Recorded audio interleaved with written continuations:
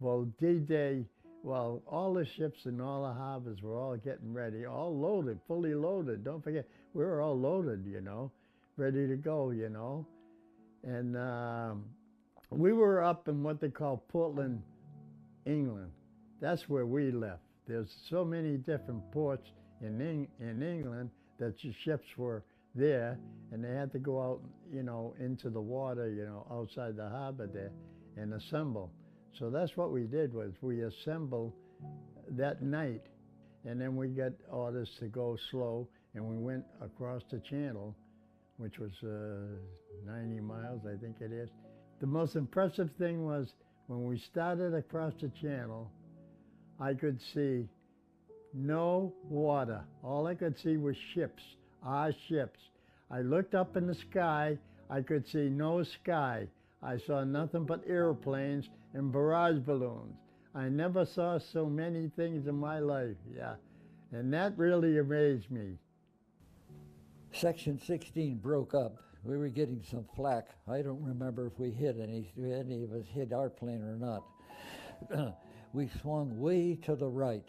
Now, you know the process in the aircraft when they hook up to the cable.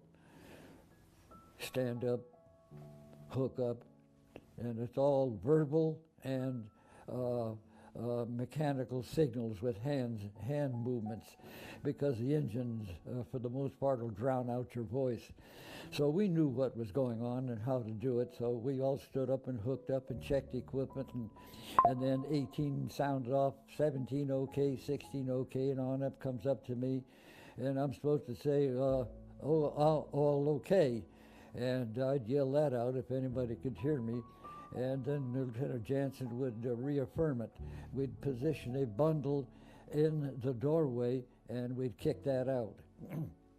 Now, we were now over the beginning of drop zone D, somewhere near St. Côme du Mont. I'm not sure where.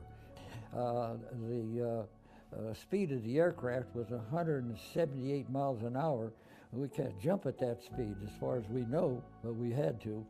And I weighed 286 pounds with all that bric-a-brac that I had to carry. And my normal weight was 137. So when I went out the door, being pitched out nearly, my left armpit got caught in the lower left-hand corner of the door, and I swung back and hit the side of the aircraft. The rest of the guys are going underneath me, swung out again and straightened my arm, and I got loose.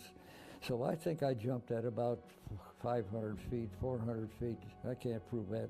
But I made 2 oscillations, and I was on the ground. And I had so much junk I was carrying that I didn't get hurt.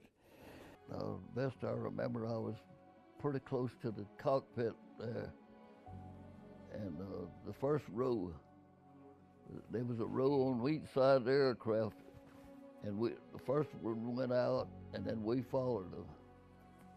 And whenever the jump master would say, stand up and hook up, we all stood up, and then we just kept going around and all hooking up to the cord till everybody got hooked up and jumped out the aircraft. We was pretty low, because I know after I jumped out of the aircraft, it just seemed to be like a minute before I hit the ground. And get the parachute off of you. And then trying to find some of the people that jumped with you. I don't know what happened to all the people that jumped ahead of me, because I got separated from them. And I took all night long. And the first people I run into was 82nd people, 82nd Airborne. And we had these little grasshopper clickers, you know, and you're supposed to, if you see somebody or you're trying to locate somebody, you'd click it, and if he answered, you'd click it back with 2 clicks. All good padding. I threw away the Mae West. I threw away the gas mask. I got rid of some of the K rations and kept ammunition and my weapon. And that, as I was struggling with that to try to get out of the harness, number 2 and 3 man came up and they helped me out. And we, they had the mortar, and we crossed a small channel, canal rather, really, and got onto a decomposed granite road, and we heard the click. You know about the cricket? Yeah, okay. Well, we heard the cricket once. Now, I couldn't get out of my harness, so I unzipped my zipper right under my chin, and my cricket fell out, and I never found it. So we had to rely on the crickets of number 2 and 3 men. So we'd cricket once and listen. We'd maybe hear another cricket, and maybe by 5 crickets, we were almost within 10 feet of each other, and 5 or 6 guys came up on the same decomposed road from another direction, and one of them said to me, "I got a hand grenade with the pin pulled." Well, you can't put a pin back in a hand grenade with a pin pulled. He probably didn't have the pin anyway. So I said, "Okay, give it to me," and I got everybody down. I rolled over on the road and dropped it in the canal, rolled back, and it exploded and got mud and shrapnel on us. And then we began to break up in groups of 3 after we got the password. So you know what the password was? What was the password? No, does anybody know here? Nobody knows. Flash, thunder, welcome. I would say flash. I wanted somebody to come back with thunder if he was an American. And then I would confirm the thunder by saying welcome. So it was flash, thunder, welcome. Then we could step up and shake hands and hug each other. And the 101st, I believe, was the only division that had the cricket. I don't know what the 82nd had. But our objective was to hold and capture causeway 1, 2, 3, and 4. They were causeways that led from the English Channel inward to St. Commando, St. Marie, and Carenton at San Mire Glace. And the invasion didn't start till 6:30 in the morning. That's when we were all ready to go and whatever I had to do. Ships, so a certain amount of ships had to do all the work first, you know. We had the Army demolition outfit there, and the sailors that used to turn around and go on, go into the beach and try to blow up all the obstacles, you know, the different obstacles, so that the other small boats, LCVBs, can go by, and the Army won't get killed going in too with all the obstacles. So that's the way it started off, with the LCVPs with all the infantry going in after that, and that was it. Yeah, well, we all were nervous, period. And once we got in the LCVPs going in, you would hear a voice maybe, "Oh, mama, oh, mama." And then we hear these shells coming over our head, and then we seen guys dead floating along the water. And you couldn't see over, but some of them jumped over, you know, high, and seen these dead bodies, and they start crying. Me, I just stood there. We were supposed to go get into the boat and go. But then they claimed the beach was too crowded, and we circled around for I don't know how long it was. And then we went in. And when he dropped the ramp, we all jumped into the water. So I finally made it to the shore. And we all were grouped there for about 3 to 4 hours, all along the left side of that beach where we were supposed to land. We weren't supposed to land there. But that was a good, safe place. We just stood there on our stomachs until what was holding back to go up was barbed wire. So they decided to get bandoliers. Just put on there, exploded, open up we went. So we were on the left side of the pillboxes where they couldn't see us. That's how we got up on the high ground without a casualty. And then Captain Gorson and a group went into the town, Colville, and we stood there because we had this German prison. So my squad stood there. When I landed, there was no more than 100 meters of beach. The tide was that high. So I had 25 meters to cross the beach and reach the breakwaters, the retards. And once I got there, I couldn't get my belt off. I had 2 belts. I couldn't get my belts off. And I looked around. I had to stand, or at least I got on my knees, and the equivalent of standing up, and I was still completely protected by the retards. And I saw Corporal Soper down there, and I said, Soper, I can't get these damn things off. Get over here and cut me out. And so he did. He pulled out his fighting knife, and he cut me out of my 2 belts. And from that time on, I was free with my 3 or 4 grenades, my 2 bandoliers of rifle ammunition, and my rifle belt. And that's the way it was. And you can't imagine the smells on that beach. Human flesh, leather, canvas, oil, gasoline, grease, clothing, ammunition caught in fires, popping, things like that, and terrible, terrible firing, oceans of fire from the right where there wasn't smoke blocking the German defenders. So the smoke, the retards, and there was one other thing. Oh yeah, nobody could fire on us from the left because there was a bend in the mountain or the bluff, and they couldn't even see us. So those 3 things protected the 5th Battalion when we landed, and we took 5 casualties, and we should have taken something of the order of 180.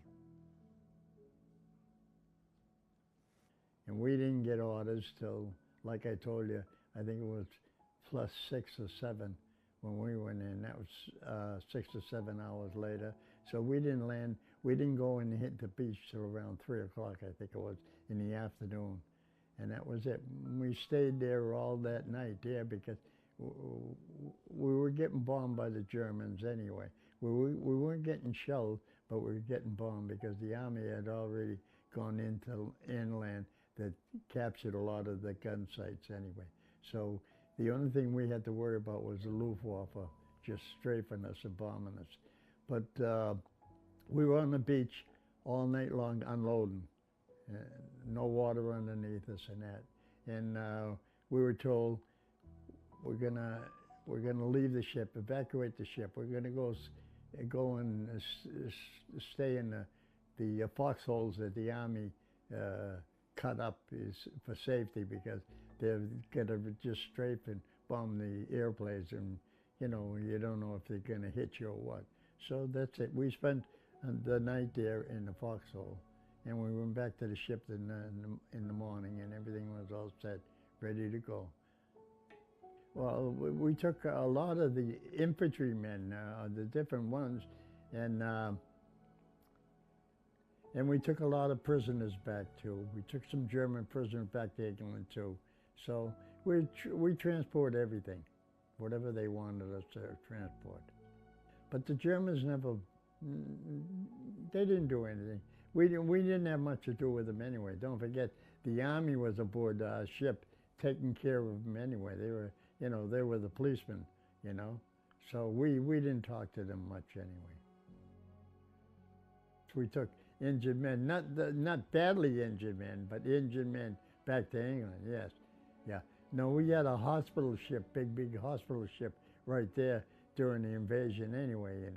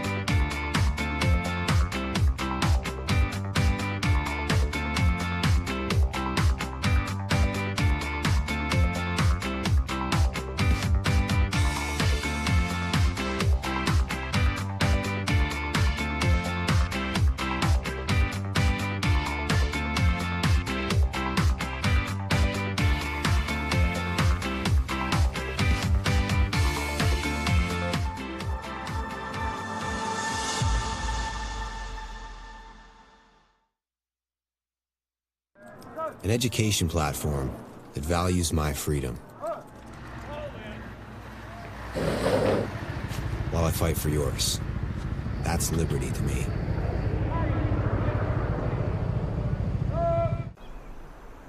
Does education mean a room with 4 walls, a desk, and a PowerPoint lecture? Or is it something bigger? What if it's the people beside you, 1 chair away or 1 ocean away? What if it's the chance to learn from your mistakes, as well as your victories? And the push to keep going either way. What if it's the freedom to reach for bigger things without missing the little ones in between?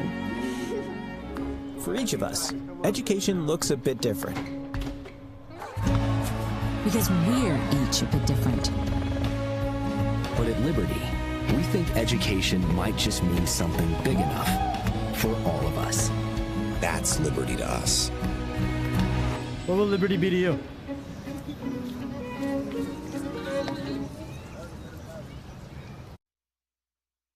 My name is Clifford Foster. On behalf of Raymond James and Associates, welcome to the National D-Day Memorial. We gather to honor and celebrate the men and women who served our country so valiantly 80 years ago today.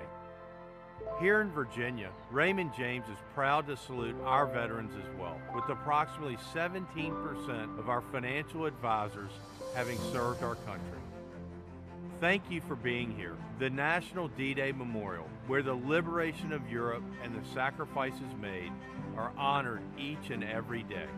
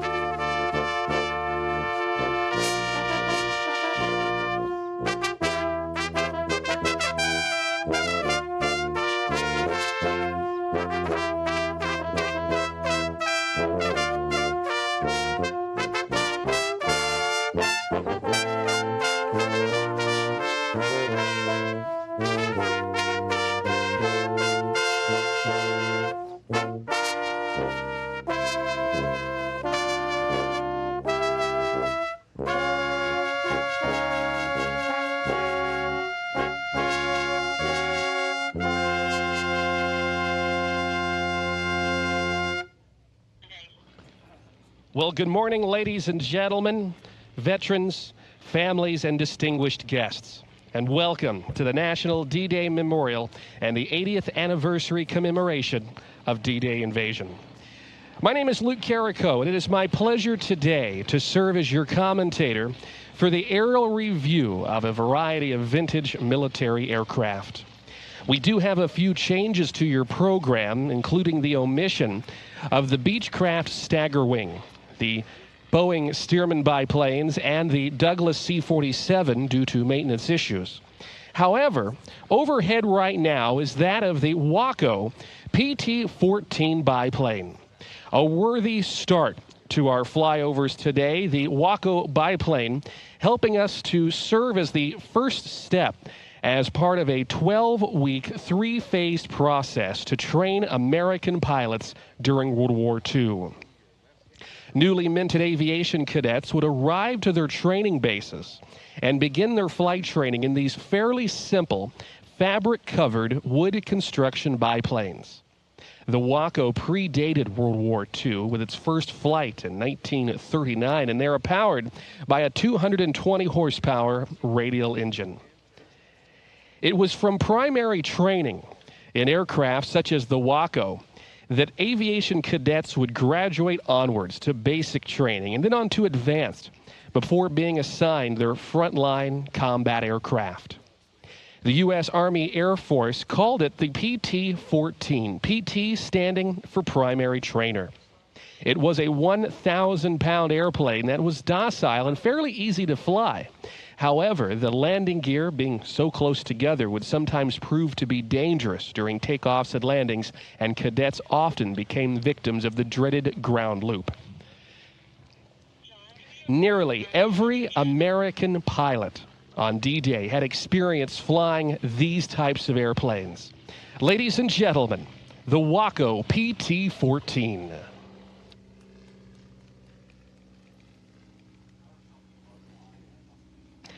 Student pilots would earn 60 to 70 hours of flying time before being sent off to combat.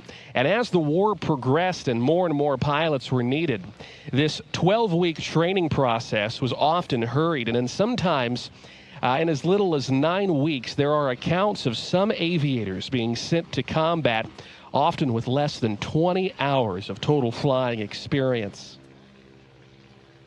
The Waco is, of course, a two-seat trainer, the instructor sitting in the back with the student in the front. And I will also make mention to you that many Wacos did not have electrical systems, and communication between the instructor and the student was performed by something known as a gosport with a funnel on one end and a rubber hose feeding it into ear cups of the cadet's helmet, where the instructor would then shout the instructions.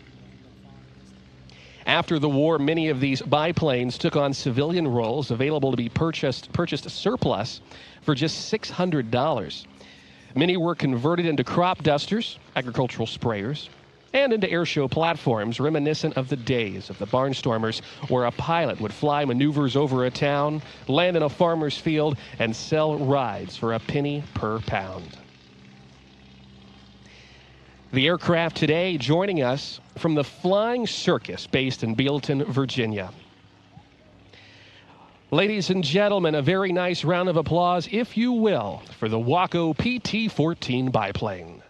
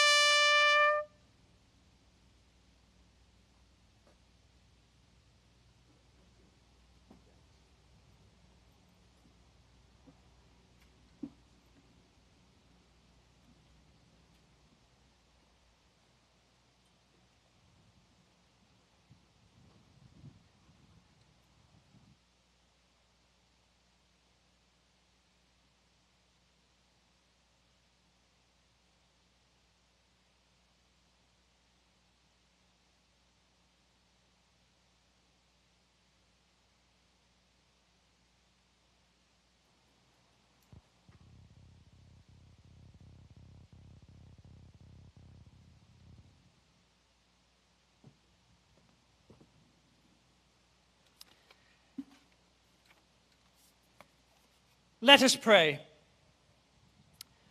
Almighty God, today we are humbly grateful for the freedom to gather and remember the bravery and sacrifice of those who served 80 years ago on Operation Overlord. Scripture reminds us, greater love hath no man more than this, than to lay down his life for his friends. As we honor their sacrifice and pay tribute to the D-Day veterans present, we also remember with thanksgiving the collaboration between the Allied forces and those who planned and oversaw the Normandy Beach landings. As we listen to the accounts of that day, grant us similar courage to recognize and restrain evil in our own day, and may those who lead the nations of the world defend human liberty so that we may live peaceably one with another. Amen.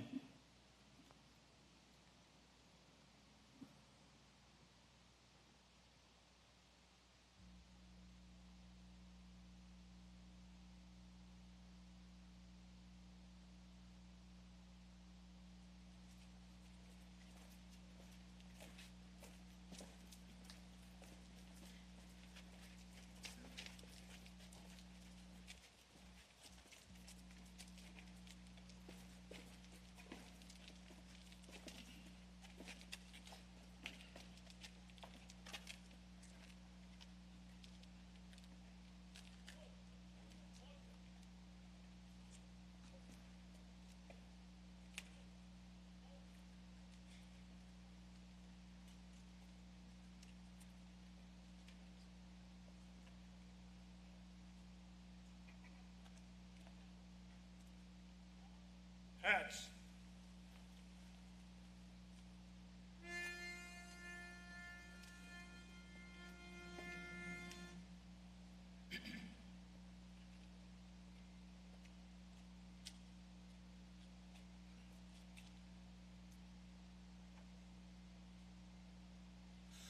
Oh, say, can you see by the dawn's early light what so proudly we hailed at the twilight's last gleaming, whose broad stripes and bright stars through the perilous fight o'er the ramparts we watched were so gallantly streaming, and the rocket's red glare of bombs bursting in air gave proof through the night that our flag was still there.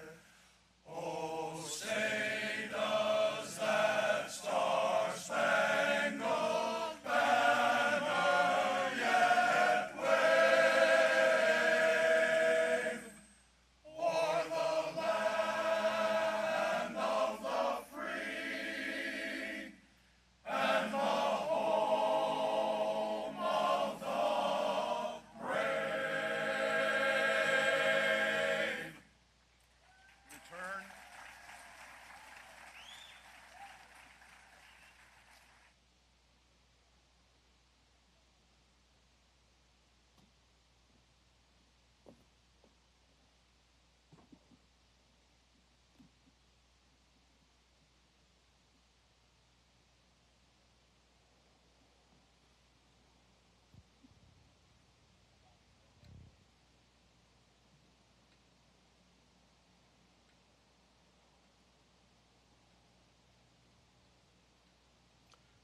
Please be seated.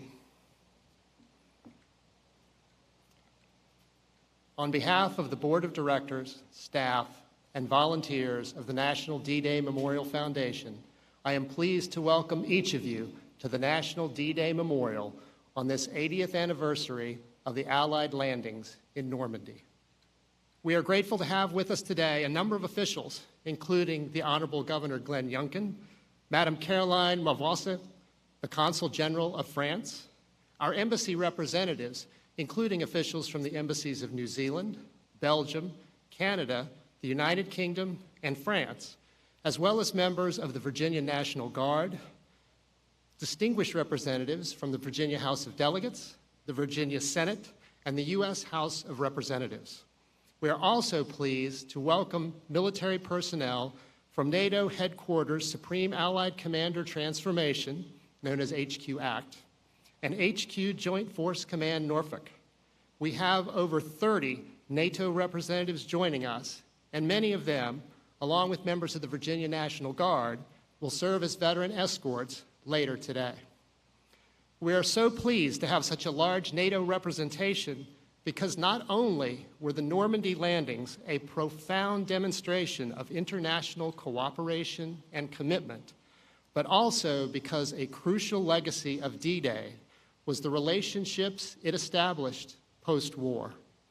The Marshall Plan of 1948 and the cooperation that ensued led to the establishment of NATO in 1949. The North Atlantic Treaty detailed the founding principles for a security community of democratic nations and reminds us today of the shared commitment to strengthening and defending democratic principles around the world. We also welcome the many families of veterans who are with us now, including the family of Waverly Woodson, who was a 21-year-old black medic on June 6, 1944, a member of the 320th Barrage Balloon Battalion. Just this week, Woodson was posthumously awarded,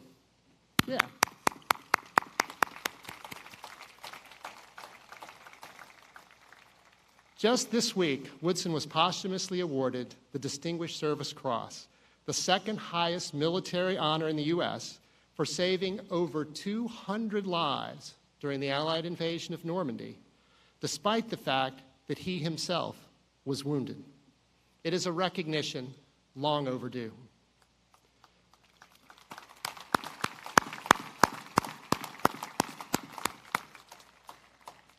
We are grateful to his family and the many others who have joined us today to reflect on the service and sacrifices of a loved one. I would also like to take a moment to thank all of you, whatever your role, for all you have done and continue to do in keeping this memorial and the stories of the heroes of June 6, 1944 alive, and in so doing, honoring the valor, fidelity, and sacrifice of the Allied forces on D-Day. Most importantly, thank you to our D-Day and World War II veterans. Your achievements are not forgotten, as seen by the crowd here this morning and all those watching us now.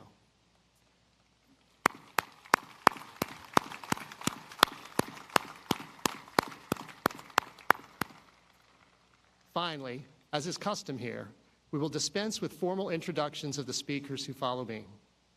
Our intent in doing so is to focus on what is said rather than the person saying it.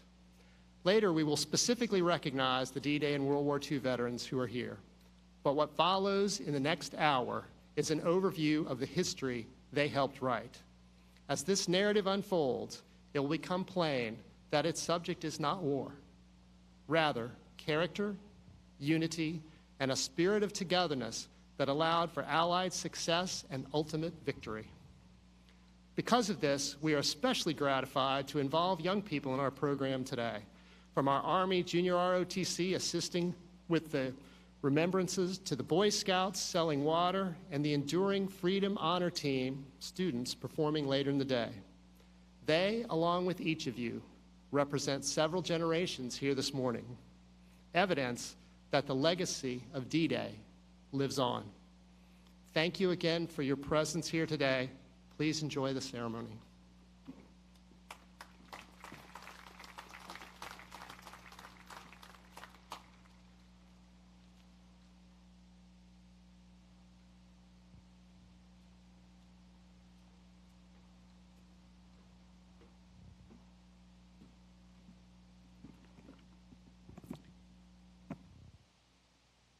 General Dwight D. Eisenhower, Supreme Allied Commander, Allied Expeditionary Force, Order of the Day.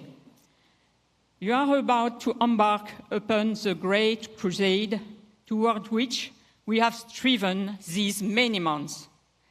The eyes of the world are upon you. The hopes and prayers of liberty-loving people everywhere march with you. In company with our brave allies and brothers in arms on other fronts, you will bring about the destruction of the German war machine, the elimination of the Nazi tyranny over the oppressed peoples of Europe, and security for ourselves in a free world. Your task will not be an easy one. Your enemy is well-trained, well-equipped, and battle-hardened. He will fight savagely. But this is the year 1944. Much has happened since the Nazi triumph of 1940-41. The United Nations have inflicted upon the Germans great defeats in open battle, man-to-man. Our air offensive has seriously reduced their strength in the air and their capacity to wage war on the ground.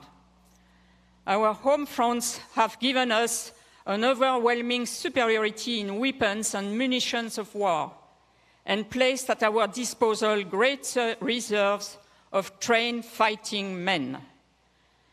The tide has turned. The free men of the world are marching together to victory. I have full confidence in your courage, devotion to duty, and skill in battle. You will accept nothing less than full victory. Good luck, and let us all beseech the blessing of Almighty God upon the great and noble undertaking.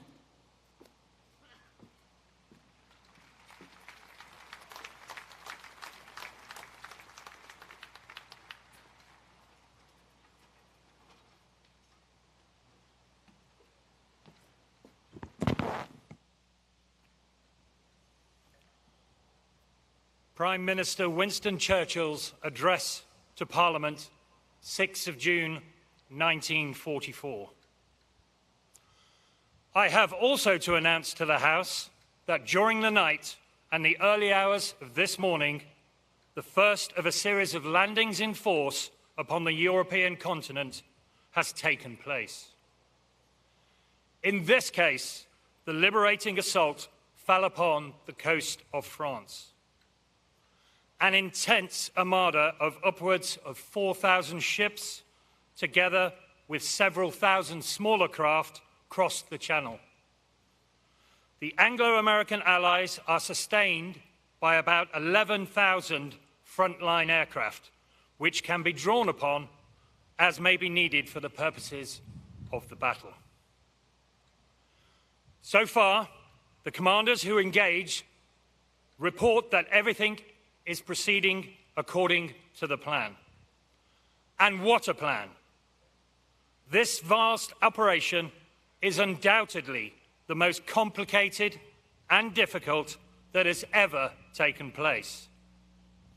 It involves tides, wind, waves, visibility, both from the air and the sea, and the combined employment of land, air, and sea forces in the highest degree of intimacy and in contact with conditions which could not and cannot be fully foreseen.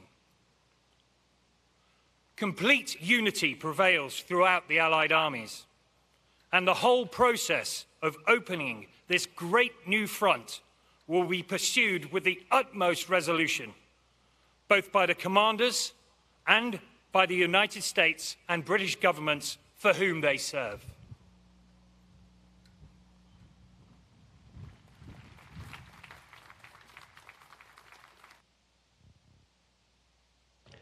While the fighters receive a lot of the fame in the skies above Normandy, joining the nearly 11,600 Allied aircraft during D-Day were also that of the Liaison platforms, also known as Army Cooperation aircraft.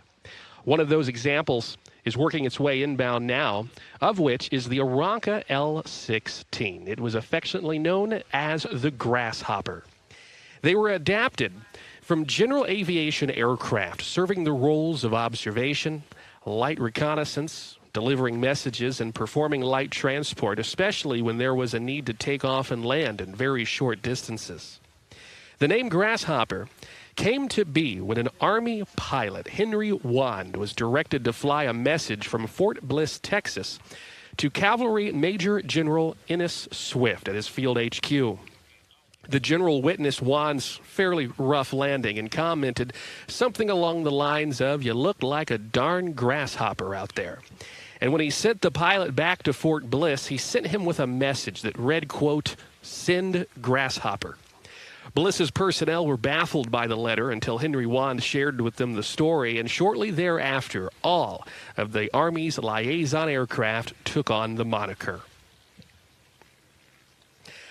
Also utilized by the Civil Air Patrol, hunting for U-boats off the East Coast, these airplanes have a top speed of a blistering 90 miles per hour.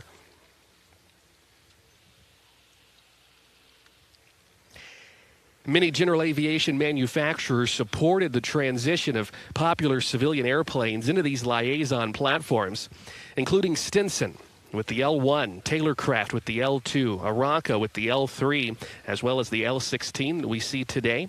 Stinson also produced the L-5 Sentinel, the L-6 Interstate Cadet, and North American Aviation later in 1946 with the L-17.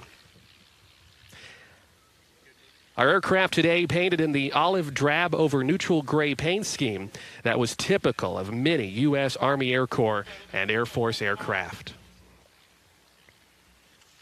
A typical U.S. Army combat division would operate 6 to 8 of these Grasshoppers for spotting duties.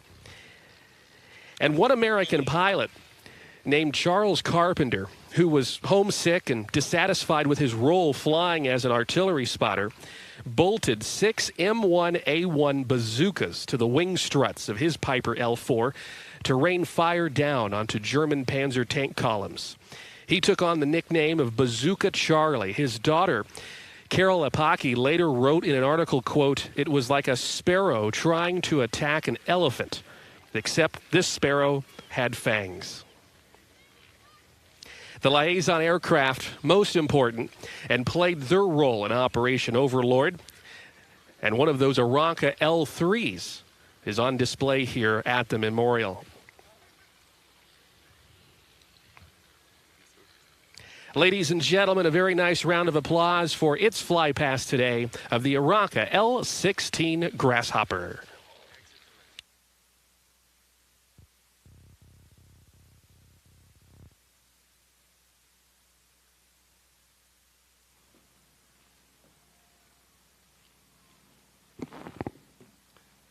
Carl Cartledge, 101st Airborne Division. There was a great feeling in the air, the excitement of battle. My plane was number 44. We would be the first to land in France just 15 minutes before the Pathfinders. The flight time from Portlandville to Utah Beach would be 57 minutes to cover 137 miles. 57 miles turned out. We turned 90 degrees southeast and flew over the Channel Islands, and then turned due east, overland to Utah. The red light snapped at the door. Stand up and hook up. There was a stamping of feet, snap fasteners clicking shut on the static line. 23, okay, I yelled, and quickly the numbers went down to 1. 1 okay. We shuffled lockstep and halted, ready to go. We were coming down to 1,500 feet fast, and the coast was just ahead. We crossed into France. Immediately, I was hit by the strong odor of gun smoke, and ahead of us was a sea of tracers, thick enough to walk on. There was no way we were not going to be hit. No one had to tell us what it was when we first heard it for the very, very first time. It sounded like rocks in a tin can when the bullets hit our aircraft. Our plane began to take evasive action. We continued to be hit. The rock sounds came up and went, but we stayed up. 3 of our 45 planes were shut down. Minutes went by. Then the green light popped on. Go, Geronimo! And we all jumped. I have never been so glad to get out of an airplane in my life. The parachute slammed open. The planes were gone, taking the tracers with them. There was water everywhere below me, except a tiny small strip that I could see, and I was drifting dangerously close to the water. I pushed my thumbs up into the saddle of the chute and sat down and quickly unbuckled my leg straps, preparing for a water landing. I was working on my chest straps when my shoe caught a small tree, and I smashed into the marshy ground. There was no sound from the water, but it was obvious to us the first 12 men of Plane 44 had drowned.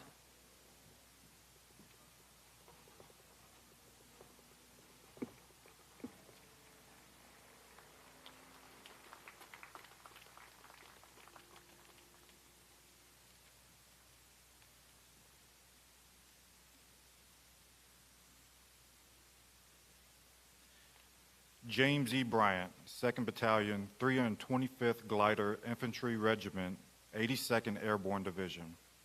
H hour arrived. The tension ebbed, but excitement began to build. We piled into the glider, but foot space was very limited because of the cargo in the aisles.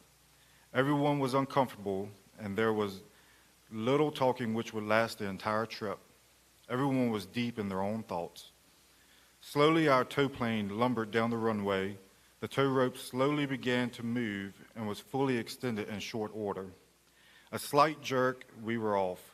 The glider was airborne almost immediately, followed shortly by the tow plane. After several minutes, we reached our altitude with a sky full of planes and gliders as far as the eyes could see. I immediately noticed that we had P-47 fighter protection. After what seemed like a lengthy period of time, all aircraft had managed to get in order for the crossing. Soon we were over the channel, and though the day was overcast, we could see hundreds of ships below still pounding the enemy and delivering additional troops across the beach. It was a sight of a lifetime, with nothing comparable to ever be seen again. We crossed the French shoreline over Utah Beach at an altitude I would estimate at about 1,000 feet. We received a signal from the pilot to prepare for landing. This was the most critical time for the pilot and for us as well. First, he had to select his landing area and avoid collision with other gliders who were doing the same. The chance of a collision with another glider was a real possibility, and it did happen in some cases with disastrous consequences.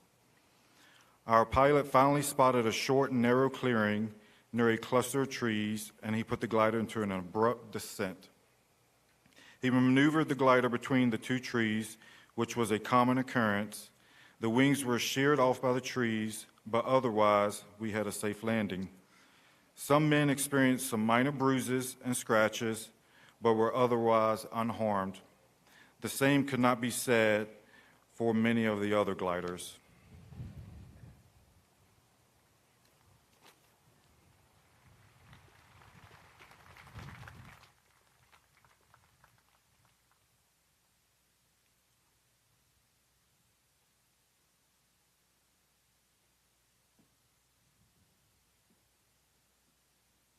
Frank Reese Mays, U.S. Army Air Corps, 8th Air Force, ball turret gunner.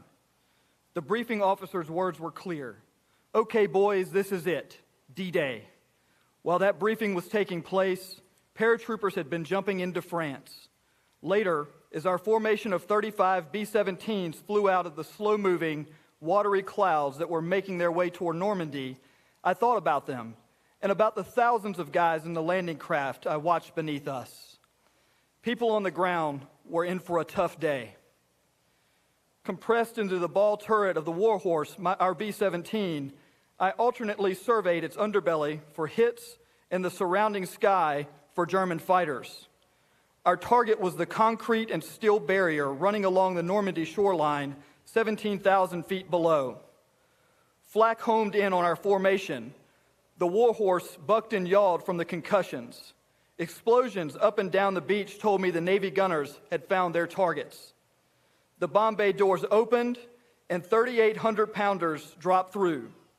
I remember looking at my watch. It was 6:15. Below, thousands of warships, transports, and landing craft crowded the channel. Rotating my turret, I glanced back toward England. As far as I could see, hundreds and hundreds of bombers blackened the sky. Coming back around, I was greeted by a burst that rolled the ship and sent a chunk of hot shrapnel into my turret, where it ricocheted off of one of the machine guns before lodging itself with pile-driver force in the thick sole of my fur-lined boot. Those people are trying to kill me, I thought. Oddly, I had not taken it so personally when a burst a moment earlier had shut down our number 3 engine and sent a stream of black fluid gushing from the underside of the wing. The flak stopped as suddenly as it had begun. A few minutes later, we were on the ground, and in less than an hour, back in the air, repaired, refueled, rearmed, and on our way back.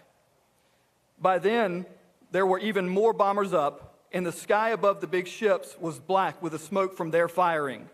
But I could see the ground troops were not making much headway. It had to be pure hell for those guys down there. Suddenly, screaming in on us at 10 o'clock high, there were 10 ME-109s. The Warhorse convulsed as the top turret gunner and waist gunner engaged them. A B-17 from an upper element of the formation fell away at 4 o'clock. Its number 2 and 3 engines on fire. The bomber began to roll and disappeared in a ball of fire and debris as it exploded. A second bomber, its number 3 engine blazing, drifted below my turret. I watched one of its crew bail out of the waist door and saw his parachute fill with air as he fell away from the plane. The chute of the man jumping behind him snagged on the bomber's horizontal tail elevator, and he was dragged along until the fire spewing from the number 3 engine consumed his chute. Spinning end over end, the man fell to the earth as the B-17 exploded. As the bombardier released our payload over the target, the German fighters again appeared. I engaged one without success, and then they were gone. I could see Cherbourg at 9 o'clock as we turned home through the flak and watched the explosions around the edges of the town.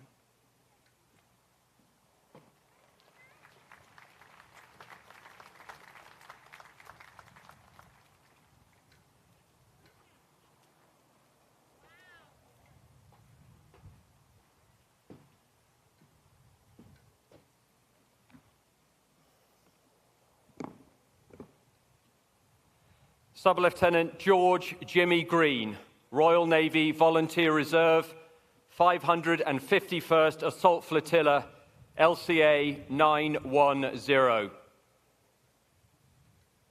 I was posted to the 551st Assault Flotilla early in 1944 and on D-Day served as leader of the first wave. It was my task to take A Company of the 116th Infantry to Vierville at 6:30.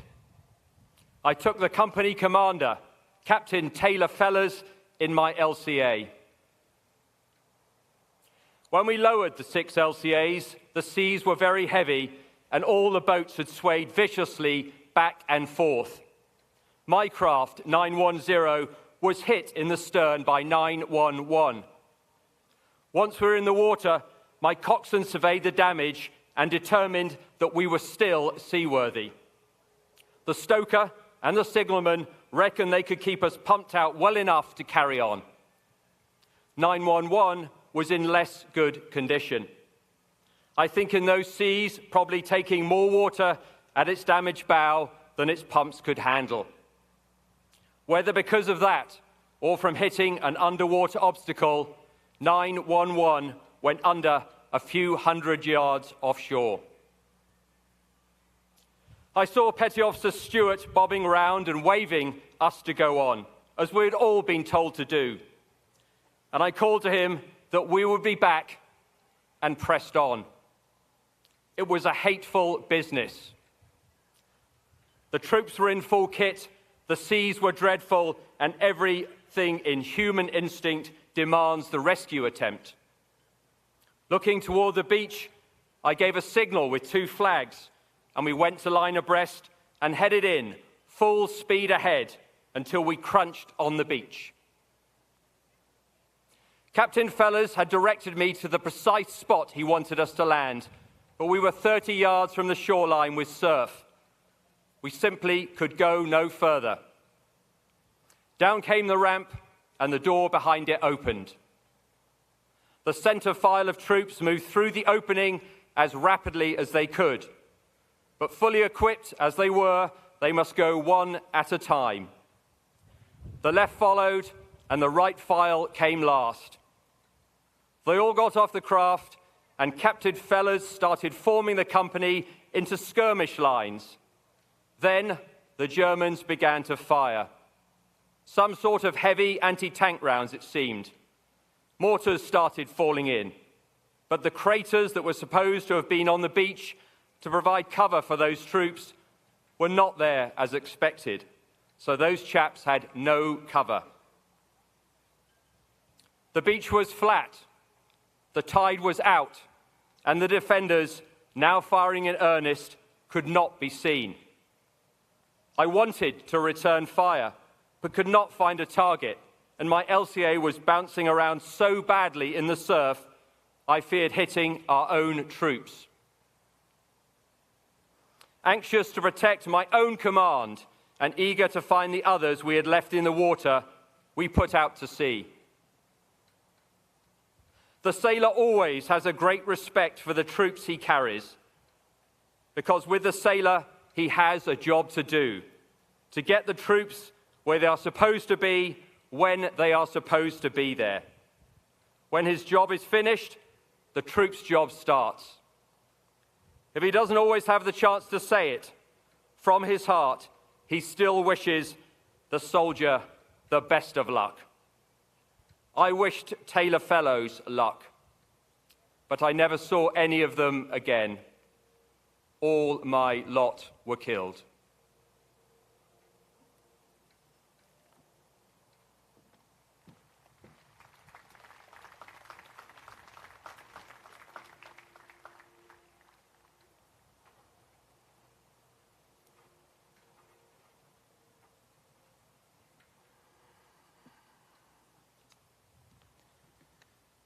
Grant Gullickson, Chief Machinist Mate, USS Corey, DD 463.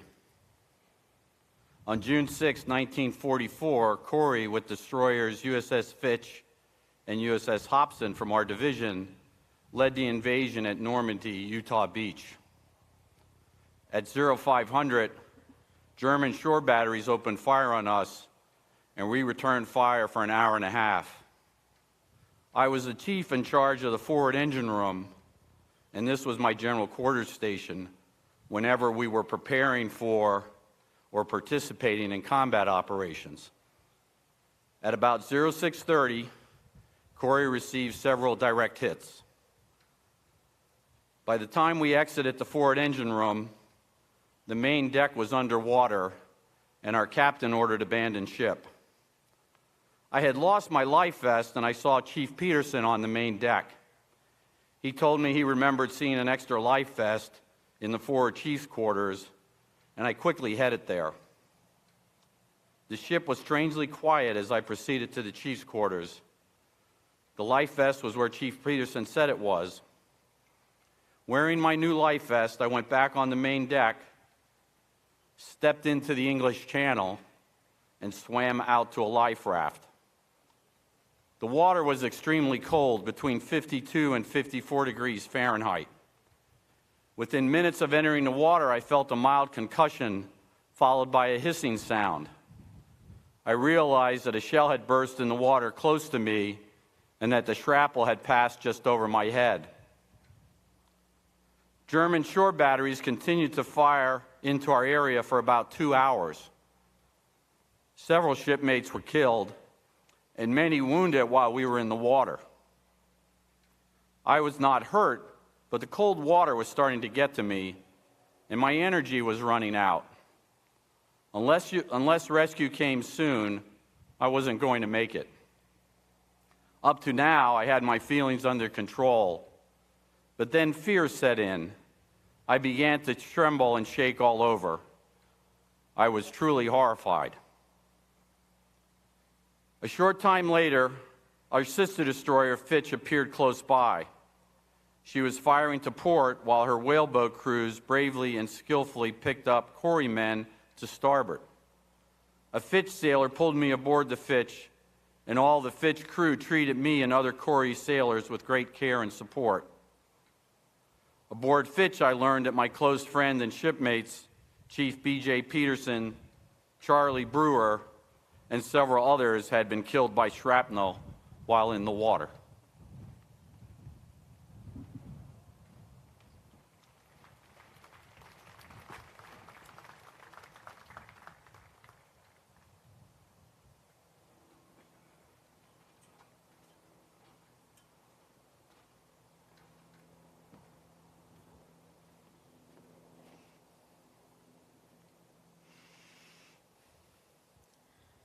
John Robert Bob Slaughter, Company D, 116th Infantry Regiment, 29th Division, Omaha Beach. We loaded into our assigned stations on the landing craft and were lowered into the sea by the davits. The channel was extremely rough, and it wasn't long before we had to help the craft's pumps by bailing water with our helmets. The cold spray blew in, and soon we were soaking wet. I could see the battleship Texas firing its 14-inch guns broadside into the coastline. In minutes, the giant swells from the recoil of those guns nearly swamped us, and it added to the sickness and misery.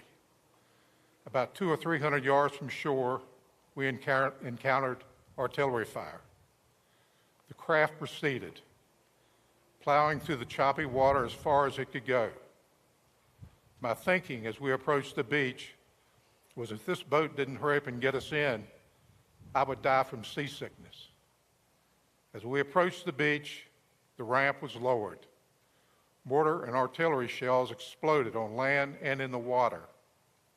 Unseen snipers concealed in the cliffs were shooting down at individuals, causing screams from those being hit.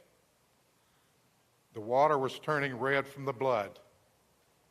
All around me, dead men floated in the water, along with live men who acted as if they were dead. The Germans couldn't tell which was which. All were coming in with the tide. Lying at the edge of a high water mark, I watched the GI trying to cross the beach. He had a hard time running. I believe he was from the craft to our right. An enemy gunner cut him down, and he staggered and fell to the sand.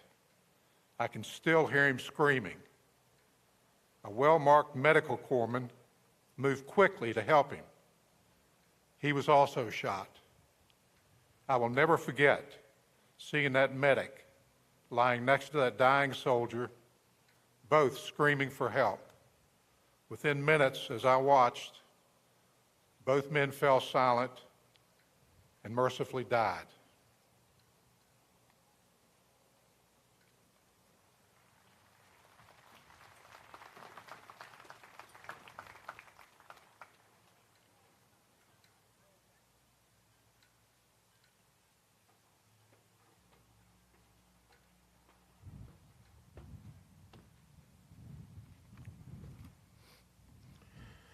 Bob Sales, Jr., Company B, 116th Infantry, 29th Infantry Division, Omaha Beach.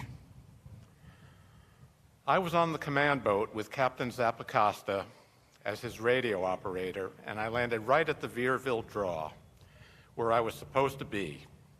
I crawled up to look over the side of the ship.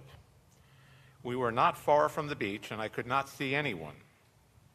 Company A was supposed to be on that beach, and I couldn't see an A Company man.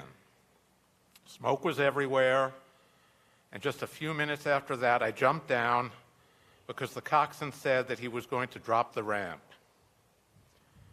The ramp went down, and Captain Zappacosta was the first man off, and they just riddled him. It didn't kill him instantly, but he was hollering at me. Everybody who went off, they just cut them down. We got caught in a crossfire. The only thing that saved me, I stumbled out and went off the side of that ramp. Zappacosta hollered to me that he was hit, and I started toward him, and he just went down, and he didn't come back up. And I knew that was the end of him. We were cut to pieces. When I got to the beach, Dick Wright, who was the communications sergeant, who was the second man off, had been washed ashore and was still alive. And when he saw me, he tried to raise up on his arms and elbows and was trying to tell me something. When he moved to pull himself up, a sniper in the rocks hit him right in the head. If you moved, you were dead. I just crawled a few inches at a time along that beach, and whenever possible, I crawled around bodies. I watched our battalion doctor come in. He had flaming red hair, and he shouldn't have come in that early, since the beach was still red hot. He lost his own life. Every boat that came in, those 2 machine guns had them in their crossfire. Those machine guns killed everybody. A Company and B Company, landing in the same spot were annihilated.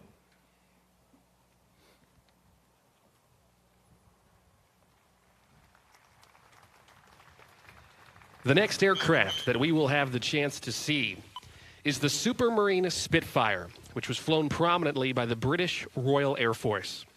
Having proved itself during the Battle of Britain in 1940, the RAF initially inventoried 1,400 Spitfires in their arsenal.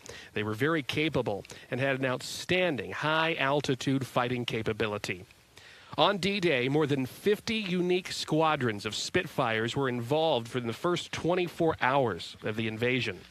With the mission to conduct ground attacks on German forces, the first German Air Force or Luftwaffe aircraft to be shot down was in fact conducted during the invasion by a Supermarine Spitfire, flown then by RAF pilot Johnny Holton.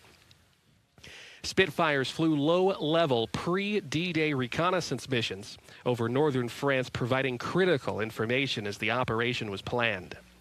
The Spitfire's exploits made it a national symbol for the United Kingdom, and its contribution to the defense of England and in many operations throughout the European theater helped turn the tide of war.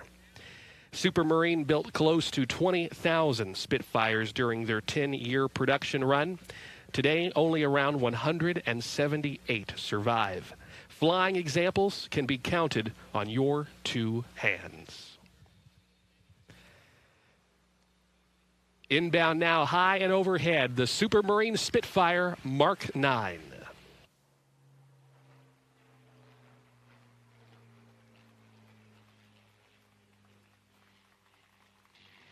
The Spitfire Mark 9 proved to be the most nimble at altitudes above 20,000 feet. It could easily climb to 38,000 feet, and then when leveled off, could climb in stages to reach a staggering 40,000 feet.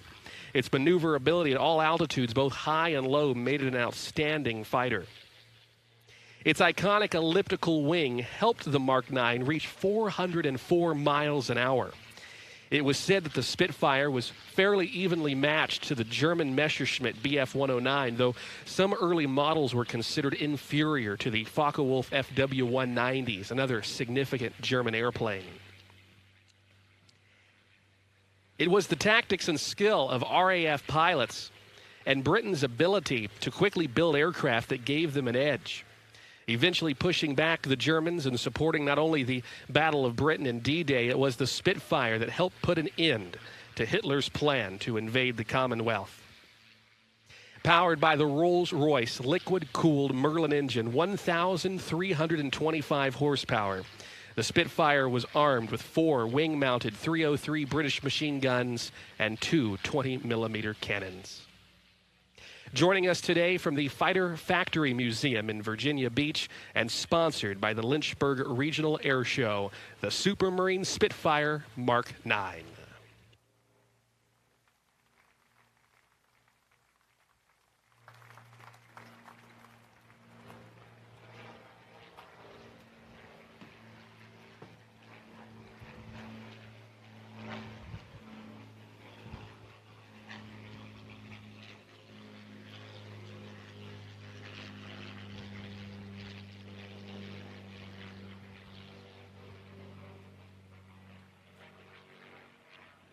Peter Masters, number 3 Commando, Sword Beach.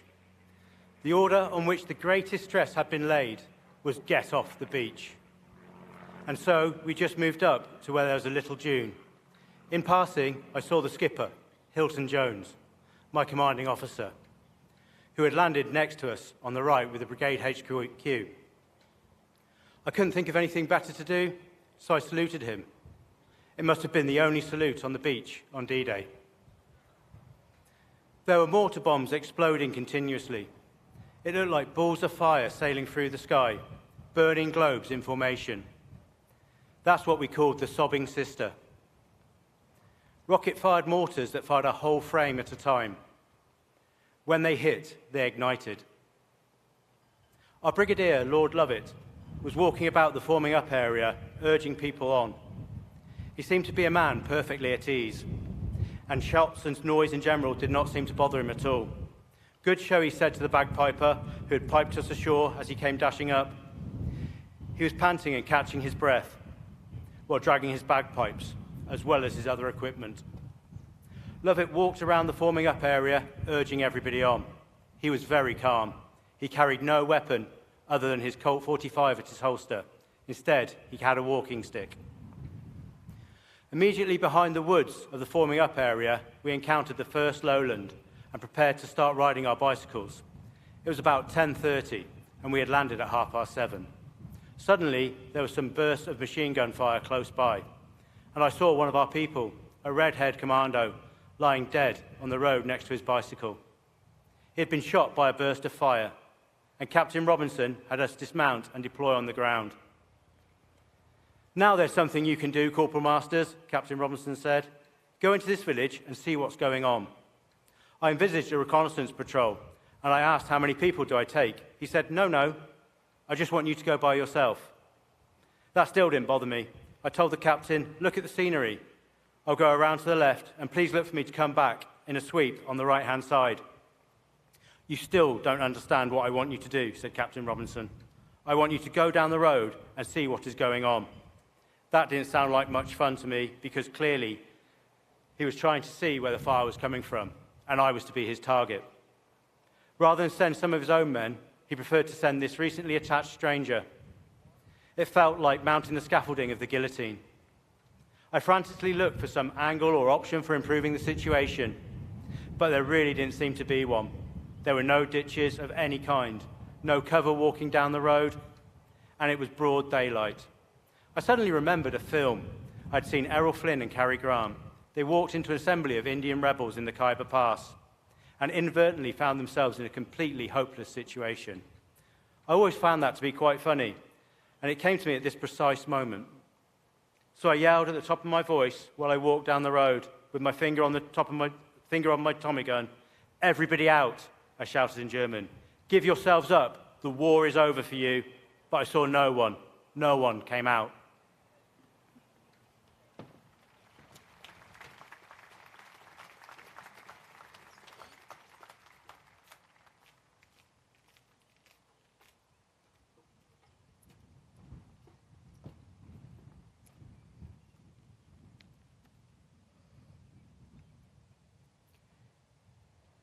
J.H. Hamilton, Royal Winnipeg Rifles, 7th Brigade, 3rd Canadian Division, Juno Beach.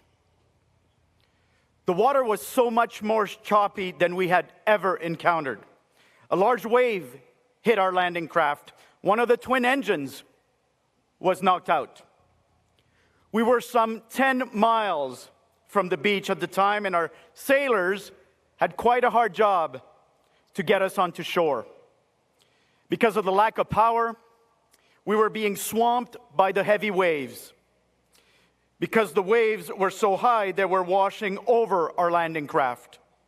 And our first casualty was Rifleman Andrew G. Munch. He was, as we all were, very, very, very, very seasick. He was lying on the gunwale, and as we came in to about 2 miles offshore, a large wave washed him off. We never saw him again. We were being heavily fired upon as we approached, and I was the second man in our section. The lad in front of me was rifleman Janelli, and as the ramp went down, he took a burst of machine fire in the stomach. There was a tracer in that burst, and you could see it coming to us. Janelli was killed instantly. I got off the landing craft and crossed the narrow sandy beach to the edge of the beach and a dune. I got some protection, but still, I suffered a piece of shrapnel lodged in my right nostril. I was unconscious for some time, and being one of the early waves on the beach, there was no first aid station. When I came to, I tried to put on a field dressing, but it was pretty hard to dress my own face. So I just continued to bleed. Finally, there was about 5 or 6 of us walking wounded, and we formed up a section. We moved off the beach and followed the route to the company inland. When we came off a narrow sandy beach, I saw a number of Canadian Scottish soldiers that had been killed on the beach. They were laying about, and the red poppies were bloom. It struck me then that the poem we had learned in school by Colonel McRae, "In Flanders fields, the poppies blow, between the crosses, row on row." That certainly struck with me, seeing the Canadians laying dead amongst the red poppies that were coming in bloom.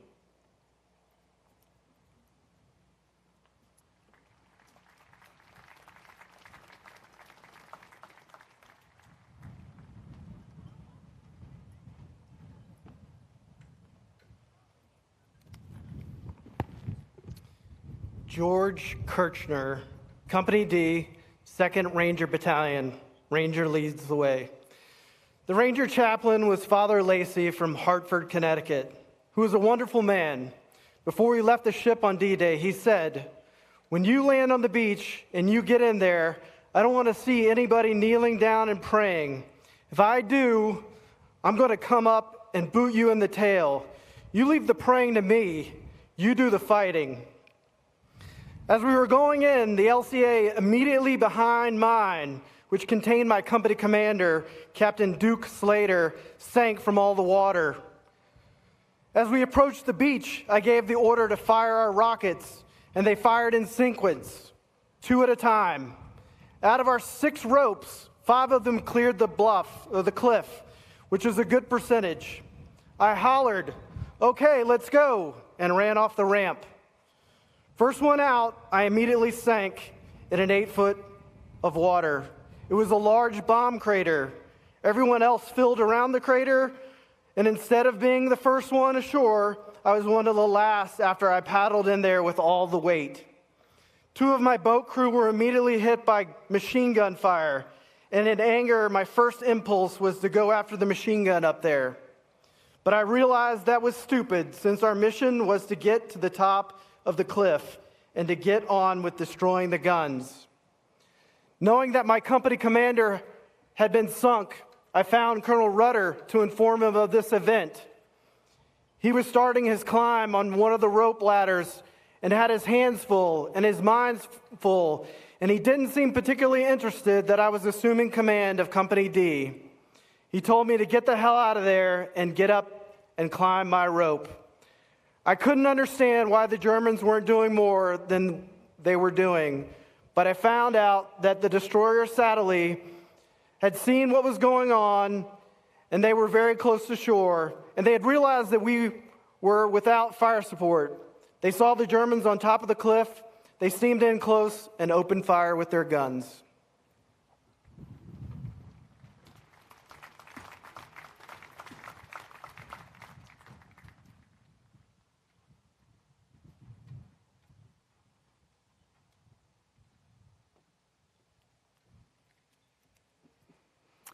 Corporal William Dabney, 320th Barrage Balloon Battalion. I was a balloon chief on D-Day. All my lower-ranking officers were black. My whole outfit was black. The only time I saw a white officer was when he came in for inspection or something like that. No one told us it was D-Day or that we were going into battle. We came into Omaha Beach on a landing barge. Artillery was heavy. As we approached the beach, my balloon caught fire. It happened just as I hit the beach, so I couldn't move. The only thing I could do then was unstrap the cables from myself and take cover under the dead so I wouldn't get shot. Others were dropping in front of me, behind me, and everywhere. I laid among the dead and ordered my men to lay down and play dead too.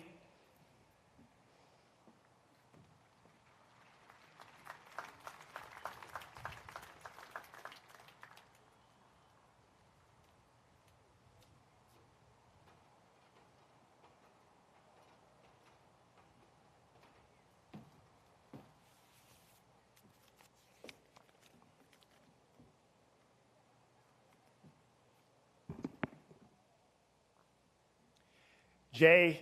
Allen Minetree, Lima Company, 16th Infantry Regiment, 1st Division. When the shore shelling lifted, we were supposed to go straight to shore, yet while circling, many of us was getting seasick. Lieutenant Jimmy Monty, positioned at the rear of the boat, noticed this predicament, and to my surprise, he produced from his backpack and held up for all to see a whole bottle of gin. It was something most of us had not seen in years. So when he raised the full bottle as if part of a ritual to pass around, he said, "Take only a sip. It will settle your stomachs." So we all had a chance to try this remedy. The ramp went down. We began experiencing small arm fire hitting crafts and some of us. All was quiet among us. No conversation. We simply jumped into the water, chest high, as we made our way out of the water and began to run. The sand was jumping up all around us. Some were going down on their knees, some were falling flat, and some stayed behind the obstacles. Looking around, you saw other boats coming in, some being hit directly by artillery fire before the ramp was down. The one that we're in had turned, but was hit in the engine area and blew up, the coxswain sailing into the air as if on a trampoline. After reaching the bluff, many had no weapon or equipment. Digging in crossed my mind, but the effort was useless. We were just standing there under mortar and artillery fire. Many at the bluff were hit bad. Our company commander was one of the first I recognized. Many were strangers from the other outfits. Our company commander was a smallish man of Italian descent, full of vim and vigor. His dress code was always perfect. There he was, still neat and with shining boots, but with his left leg blown apart.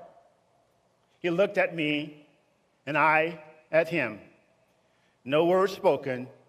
He just turned away in a hopeless daze. Lieutenant Monteith appeared and began shouting for his platoon. People began to pile up where from the second and even the third waves were. All were being shot down, boats hit, fighting equipment everywhere. It was obvious that something had to be done. And at this point, a Navy destroyer pulled straight towards the shore among the obstacles and began firing his bow gun directly at the pillbox above our heads. It was a wonderful and soothing sight to see someone shooting back. While this was going on, Monteith was hollering for help. It was so much noise and explosion, you had to shout. At that point, I lost contact with Lieutenant Monteith and actually never saw him again. Checking my assault jacket and arm injury, I noticed that 2 of my bar magazines were also hit, making them useless. Felt strange tossing them, yet seemed a good idea. I'm sure they saved me from chest injuries. Oddly, while I was doing this, A small bird flew just above my head, perched on a small twig-like branch, and began to sing. Maybe this little bird, amongst all of this death and destruction, was trying to tell me something.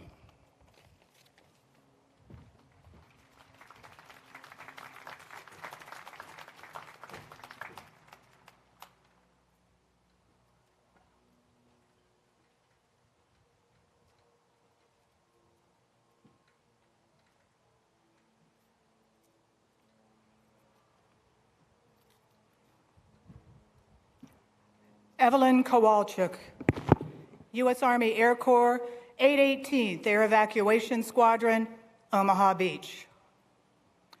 Each airplane could carry 24 litters suspended from different support beams in the aircraft. There was one nurse on each litter plane, and it was her job to keep those boys alive and as comfortable as she could make them on the 2-hour flight back to England. That was not easy. A flight nurse played a number of roles: healer, confessor, mother, cheerleader, all of them important, all of them demanding. We saw a lot, and we managed as best we could. Speaking in purely medical terms, I must say that our circumstances were primitive. That's the way it was then. We did what we had to do, and we did it with what was available to us. My C-47 landed on Omaha Beach. Although a number of planes were shot down, that particular danger was not very worrisome at the time. Our real concern was to get those wounded boys on the planes and to the hospital. We came in low, landed on perforated steel planking that had been placed on the sand. The engines were revving as litters were pushed through the door, and we were back in the air before several of the litters were even properly hung up. The boys I brought back to England were injured horribly, but not one of them on any of my flights died en route, not one of them. Other nurses were not so fortunate.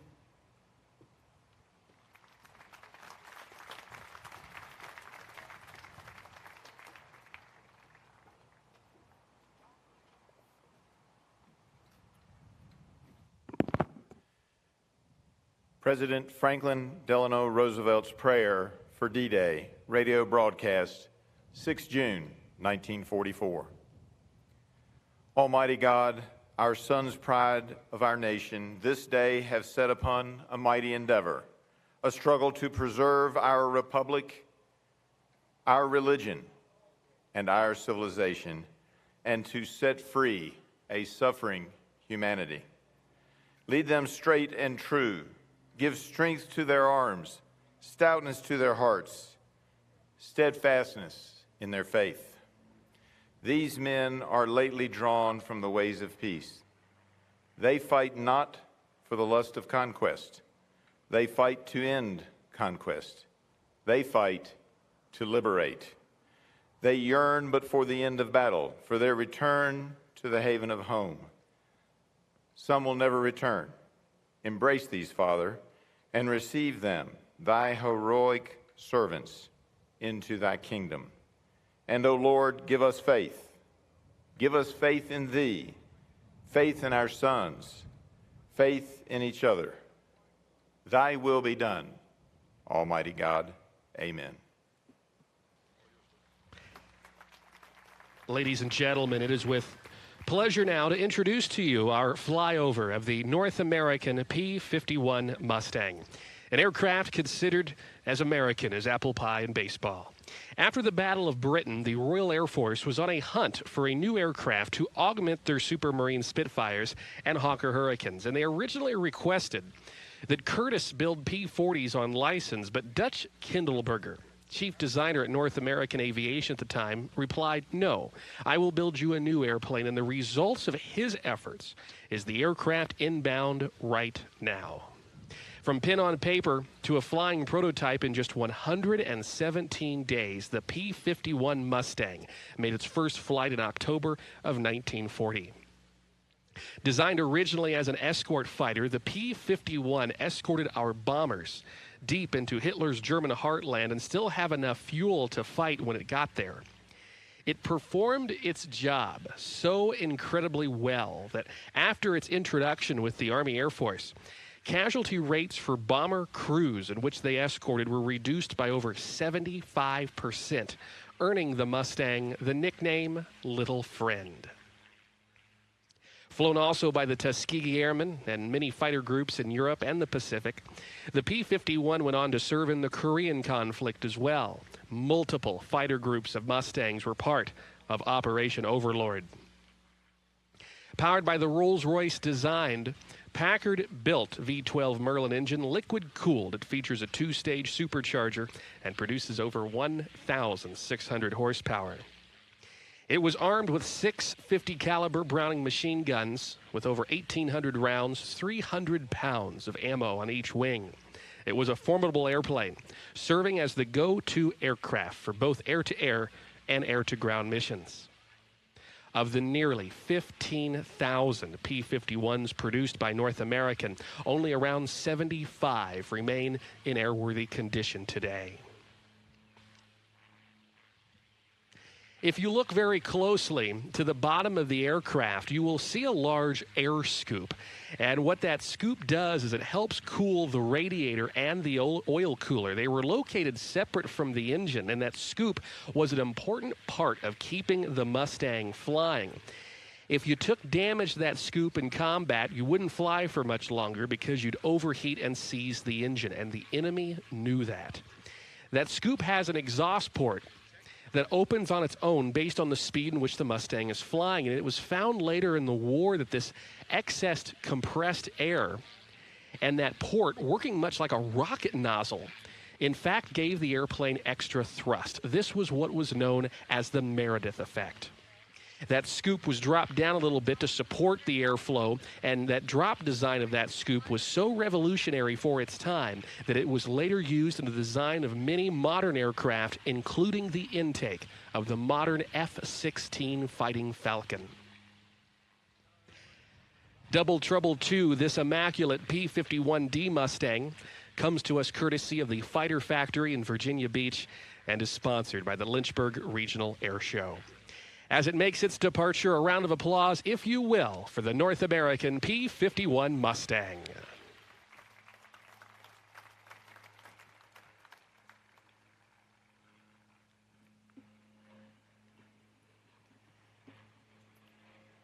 As we are gathered here today to remember that momentous event 80 years ago, we also reflect on the devastating loss.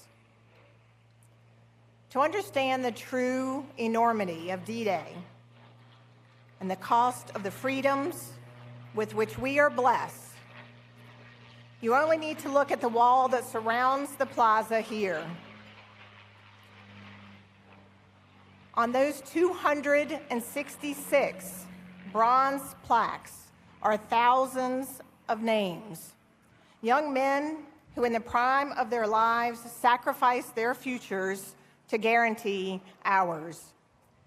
The Necrology project of the National D-Day Memorial began in 2000, before the memorial was even open, with a goal of identifying by name every Allied soldier, sailor, airman, or Coast Guardsman who died on D-Day.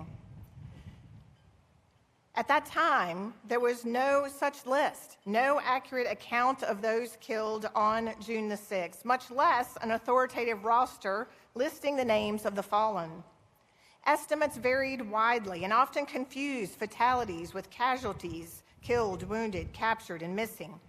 Kara Tuckwiller, a former librarian who had a retirement job at the memorial, was tasked with finding the answer to the question of how many died on D-Day.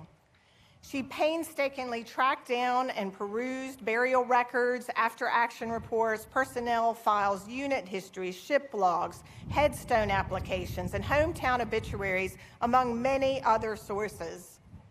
Men had the same name or similar names. Spellings varied in records. Copies were illegible. Men died on other battlefields on June the 6th, 1944.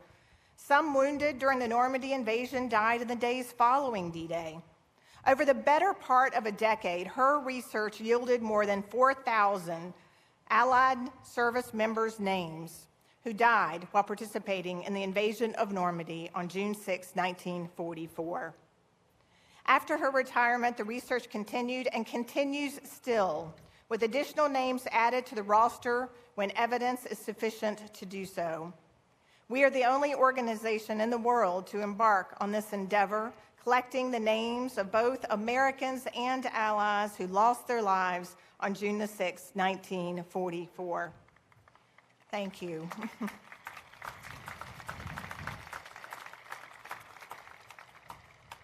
Each name is randomly presented on the bronze plaques on our wall, Americans on the west side and Allies on the east, somber and silent testaments to the cost of securing freedom.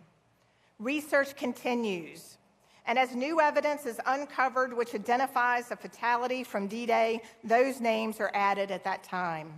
Today marks the largest revision to our Necrology Roll of Honor since the original plaques were completed, and we are humbled to recognize their valor, fidelity, and sacrifice today, 8 decades after they gave their lives.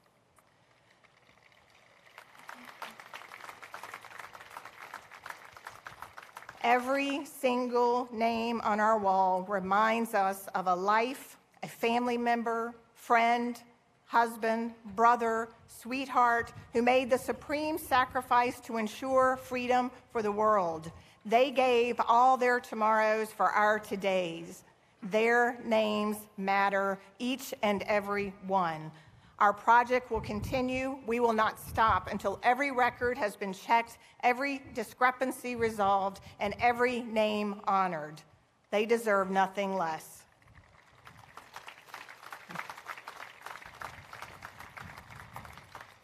To paraphrase George Patton, let us not mourn their passing.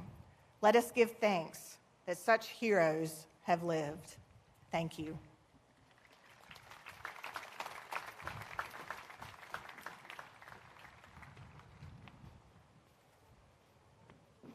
On this day, 80 years after they gave their lives in the cause of freedom, we recognize the sacrifice of 15 men who fell on D-Day by adding their names to our memorial wall.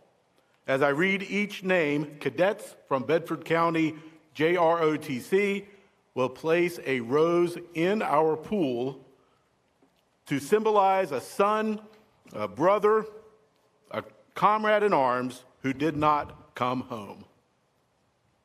With humility and gratitude, we today honor the memories of Private Stanley B. Brumback, Kentucky, U.S. Army, 23rd Infantry Regiment, 2nd Infantry Division, Plaque W-26. Private Lloyd J. Birchfield, Arkansas, U.S. Army, 456th Parachute Field Artillery Battalion, 82nd Airborne Division, Plaque W-27. Flying Officer James Harrison Clark, Royal Canadian Air Force, 299 Squadron, Plaque E-44. Corporal James A. Finn, Arkansas, U.S. Army, 357th Infantry Regiment, 90th Infantry Division, Plaque W-106. Private James R. Hattrick, North Carolina, 508th Parachute Infantry Regiment, 82nd Airborne Division, Plaque W-66. Sergeant James V. Hegwood, Missouri, U.S. Army, 103rd Anti-Aircraft Artillery Automatic Weapons Battalion, Plaque W-26. Second Lieutenant Richard N. Hoig, Iowa, U.S. Army Air Forces, 79th Troop Carrier Squadron, 456th Troop Carrier Group, Plaque W-27. We are also honored to have a representative of his family with us today, Jan Hoig from Iowa. Flying Officer Harvey E. Jones, Royal Canadian Air Force, 233rd Squadron, Plaque E-44. First Lieutenant John M. McCutcheon, Tennessee, U.S. Army, 23rd Infantry Regiment, 2nd Infantry Division, Plaque W-66. Radioman 2nd Class John Norbert Murphy, Kansas, U.S. Navy, 6th Naval Beach Battalion, Plaque W-26.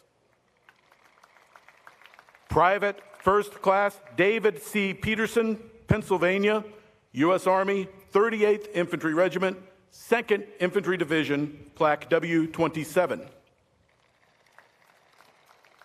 Private 1st Class Foster P. Reeder, Pennsylvania, U.S. Army, 506th Parachute Infantry Regiment, 101st Airborne Division, Plaque W-66. Technician 5th Class Edward L. Retz, New York, U.S. Army, 397th Anti-Aircraft Artillery Automatic Weapons Battalion, Plaque W-106.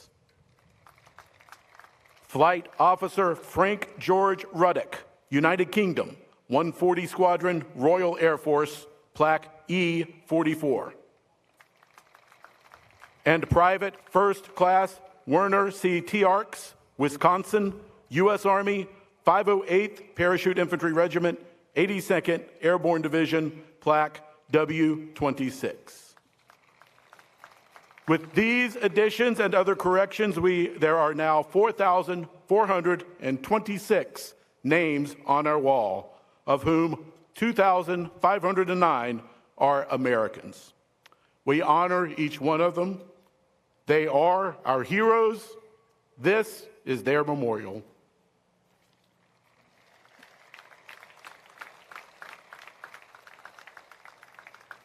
Join me now in a prayer of dedication for the new additions to our necrology wall. Let us pray. Our Father, you who are called the Lord mighty in battle, 80 years ago on this day, you delivered to our allied forces a great victory, one which opened up a path to liberate Western Europe from oppression, and a victory which in so many profound ways continues to shape the world we know. But it was indeed a costly victory. We gather today surrounded by plaques bearing thousands of names of the men who fell that day. And we gather to recognize 15 men now added to this roll of honor and courage. May all visitors to this place who gaze upon this wall pause to reflect on the true costs of freedom and on the valor, fidelity, and sacrifice necessary in the past and necessary today to safeguard our liberties. We dedicate these plaques now to the sacred cause of memory, and we rededicate ourselves to keeping memory alive. Bless the memory of these 15 men, heroes all. Bless each one who gathers here today, and may we ever be found faithful in ensuring that every story lives on. Amen.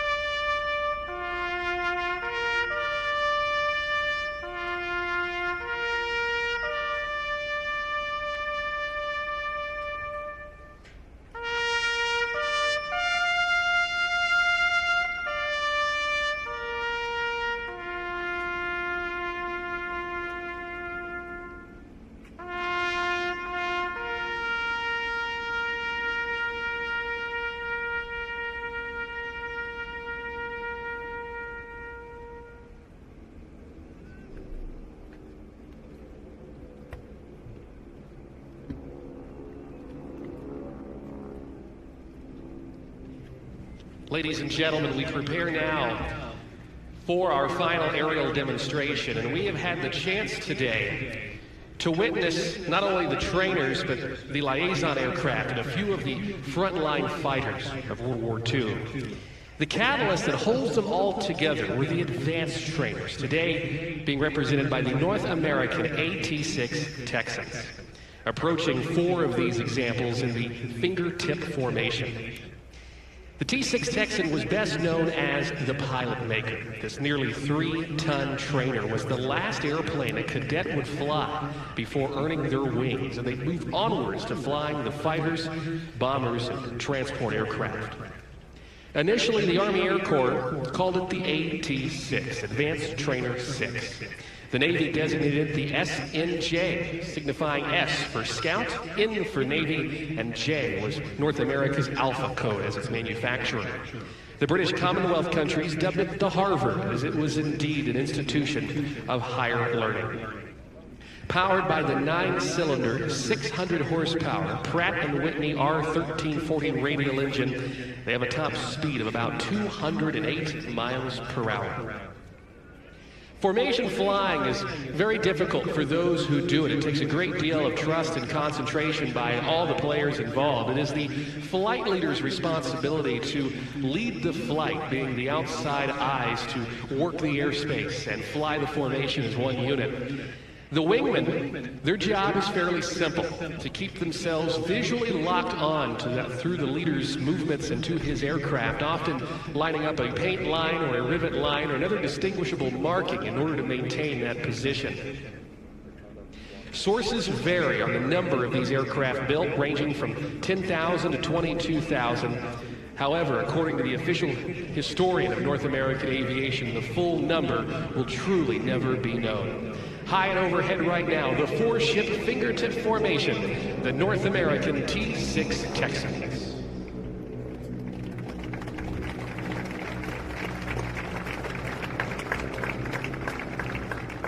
Students affectionately called this airplane the Terrible Texan. It was the T-6 that had retractable landing gear, a variable pitch prop, and they said if you could master the T-6, you could fly just about anything, and that remains still very true to this day.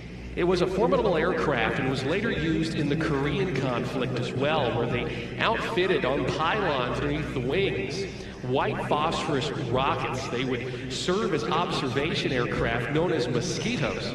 For the heavy jet fighters above, they would find the enemy, fire those rockets, and produce these huge volumes of white cloud, and they'd message up to the fighters to hit the smoke. Additionally, the Texan was responsible for teaching pilots how to fly in instrument conditions in the clouds, otherwise known as flying blind, without outside visual reference. Those R1340 radial engines at power, and that sound that we're hearing right now is in fact not so much the engine, but rather the propeller tips going supersonic at around 2,400 revolutions per minute. In fact, creating small, miniature sonic booms. It was the design of the T-6 that was so great that in no small way helped lead the way to the development of many other aircraft, including that of the P-51 Mustang that we had the chance to see earlier today. They share a few similar design features.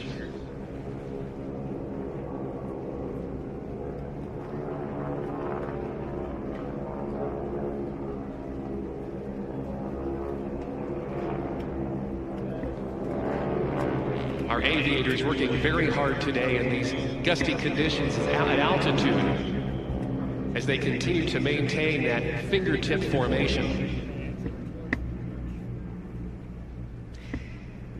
In just a moment, our T-6 Texans will be positioning for a flyover of the monument in the missing man configuration. They will work their way inbound in that fingertip formation, and the flight leader will set the altitude and the airspeed and the heading in order to fly this formation inbound. And on his call, we will then see the number 2 positioned aircraft, Dash 2 as it is known, pull and fly west, signifying that of a fallen aviator.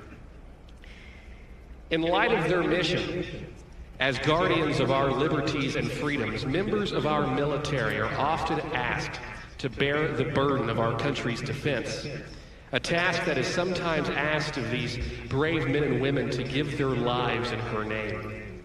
The places are often foreign: Iwo Jima, Bastogne, Fallujah, Hanoi, Normandy, Baghdad. Foreign they may be, their names hold a significance to the families of the loved ones who were lost there. In the air, on the land, or at sea, there are consequences to ensuring the values of freedom.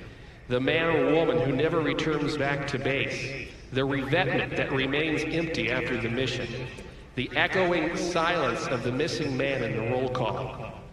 It is to these fallen heroes, ladies and gentlemen, that the Missing Man Formation is dedicated. The symbol of the pilot and plane leaving the formation to never return, departing friends who gave the ultimate sacrifice. Ladies and gentlemen, as our formation approaches, I ask that you join me in a moment of silence, and may we dedicate this missing man to those who have fallen.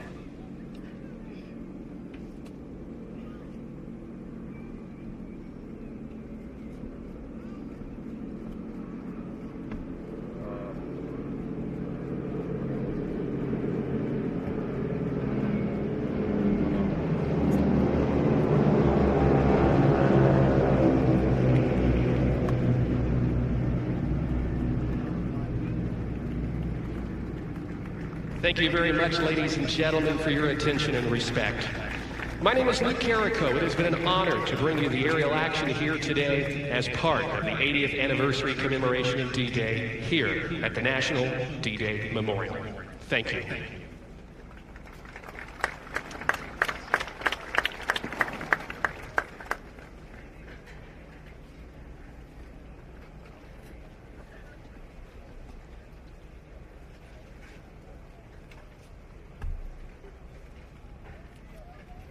Ladies and gentlemen, esteemed veterans, distinguished guests, the honorable members who represent our allies of yesterday and our allies of tomorrow, my fellow grateful Americans, what an honor it is, what a privilege it is to join you here in Bedford at our National D-Day Memorial. What an honor it is to stand in front of you. What a privilege it is to stand in front of you and revere and commemorate with profound gratitude the courage and the sacrifice that so many heroes made on that fateful day. 80 years ago today, history was made. American heroes, alongside heroes from nations around the world, our allies and our friends, fought and died for precious freedom. It was an invasion of unprecedented scale, where so few summoned the strength for so many. Victory was defined.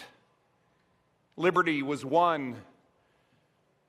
At a time when we needed heroes, a true band of brothers standing shoulder to shoulder, heard the call and cast the light.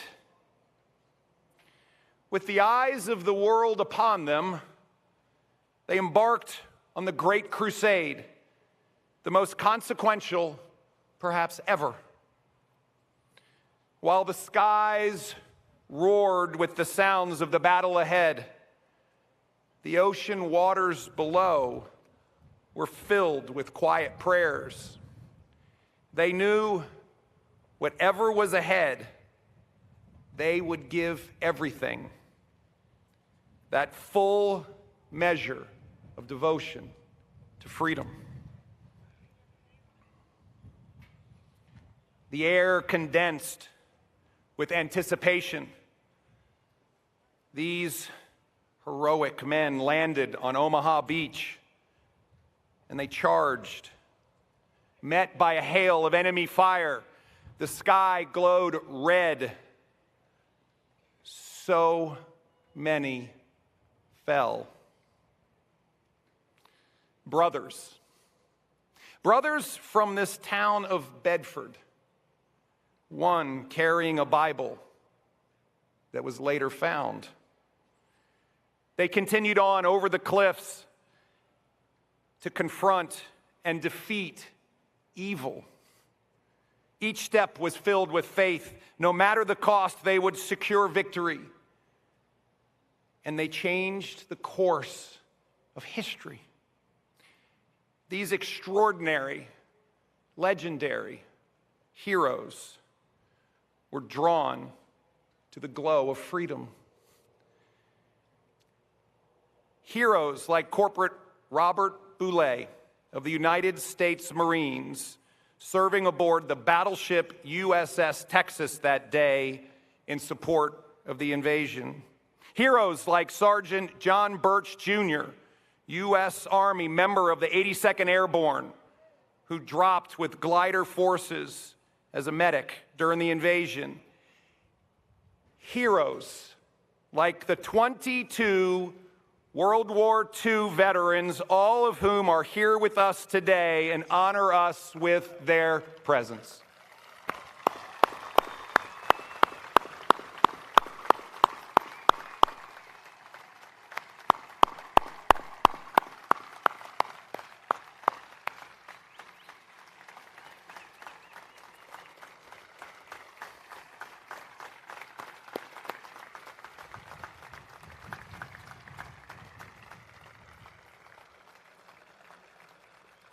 We see in each of you, we see in all of you what is emblazoned on our nation's heart: faith, honor, sacrifice, unwavering strength. We honor you, and today we say thank you.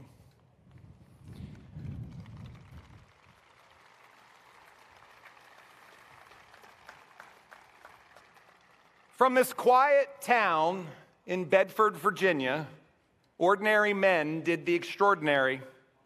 Company A, the 116th Regiment, 29th Infantry Division, now known forever as the Bedford Boys. They heard the words of Isaiah. Then I heard the Lord asking, "Whom shall I send? Who will go for us?" They each answered faithfully, "Here I am, send me." They left everything they knew, their farms and their families. They crossed an ocean, knowing many would not return. They had an undeniable belief that America stands for something immensely good, that God Almighty grants unalienable rights, and among them are life, liberty, and the pursuit of happiness, and these rights must be protected and defended.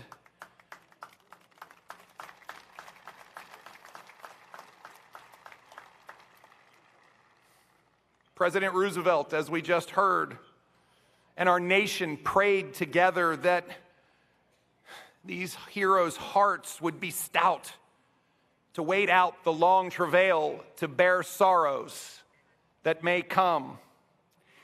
In their emotions was fear, but in their souls was a conviction, a bravery. They took to prayer, carrying Bibles with them, because they knew that evil must be defeated. That is a hero's heart. That is Bedford. That is the Commonwealth of Virginia, and my fellow Americans, that is the United States of America.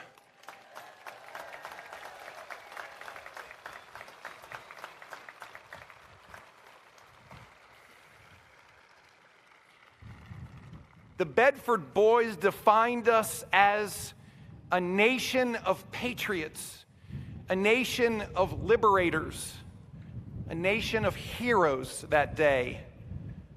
And to the heroes here today, your courage is our call.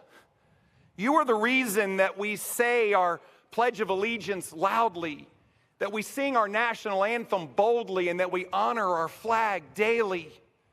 You are the reason that our best days are ahead of us. You stand for everything that is good in America.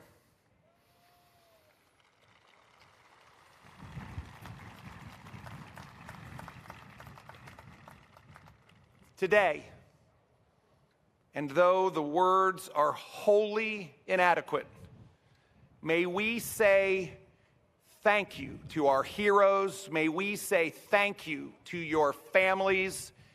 And may we never forget the courage that it took in order to demonstrate what America is all about.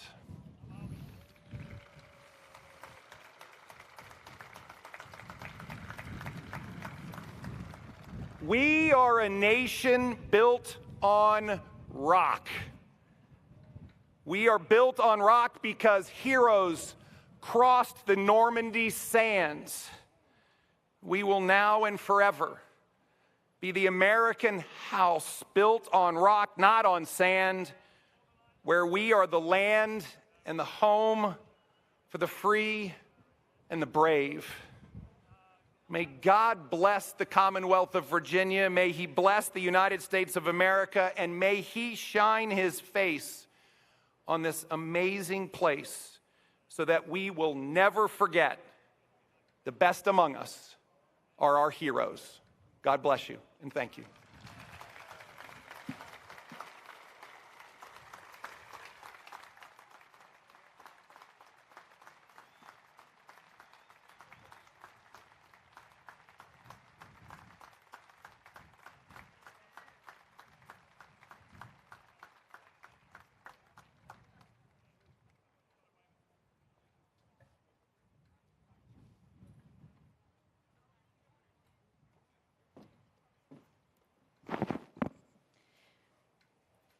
Governor Youngkin, veterans, distinguished guests, ladies and gentlemen, we are here today to remember the men and women in uniform who served during World War II and helped liberate France and Europe.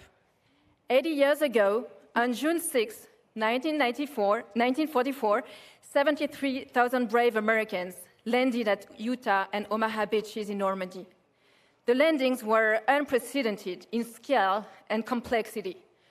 For the French people, though, it was more than a military achievement.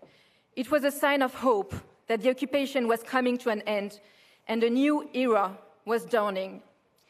It was a time when people felt that their collective resolve, bolstered by the courage of selfless Americans and other allied forces, would finally prevail over oppression. As we honor this pivotal moment in history, I want to acknowledge the immeasurable debt we owe the veterans here. You had to overcome incredible adversity and brutality to ensure that future generations in France and Europe could grow up in a free world. You left your homes and loved ones and crossed the Atlantic or served in faraway theaters, such as in the Pacific, to end the war and free our continent. Your courage changed the course of history, but we know that freedom came at a price. On D-Day itself, more than 4,400 Allied troops were killed, including more than 2,500 Americans. Thousands more were wounded or unaccounted for. As staggering as they are, these numbers fail to reflect the bravery and selflessness of those young men and the brutality they encountered on those beaches. None of them set out to be a hero, but they all were. The town of Bedford, in particular, paid a heavy price. On July 17, 1944, this small community learned that 19 men had died in the D-Day landings, the country's highest loss in proportion to its population. We will never be able to repay their sacrifices, but we want to honor those brave souls who died that day and express our sincere and everlasting gratitude to their relatives. France has not forgotten, and anyone who has traveled to Normandy knows that the memories of the war are still vivid there. The Normandy American Cemetery in Colville-sur-Mer is the final resting place of 9,388 American soldiers who lost their lives during Operation Overlord. President Joe Biden was there today with French President Emmanuel Macron. Dozens of American veterans returned to Normandy to take part in the commemorations.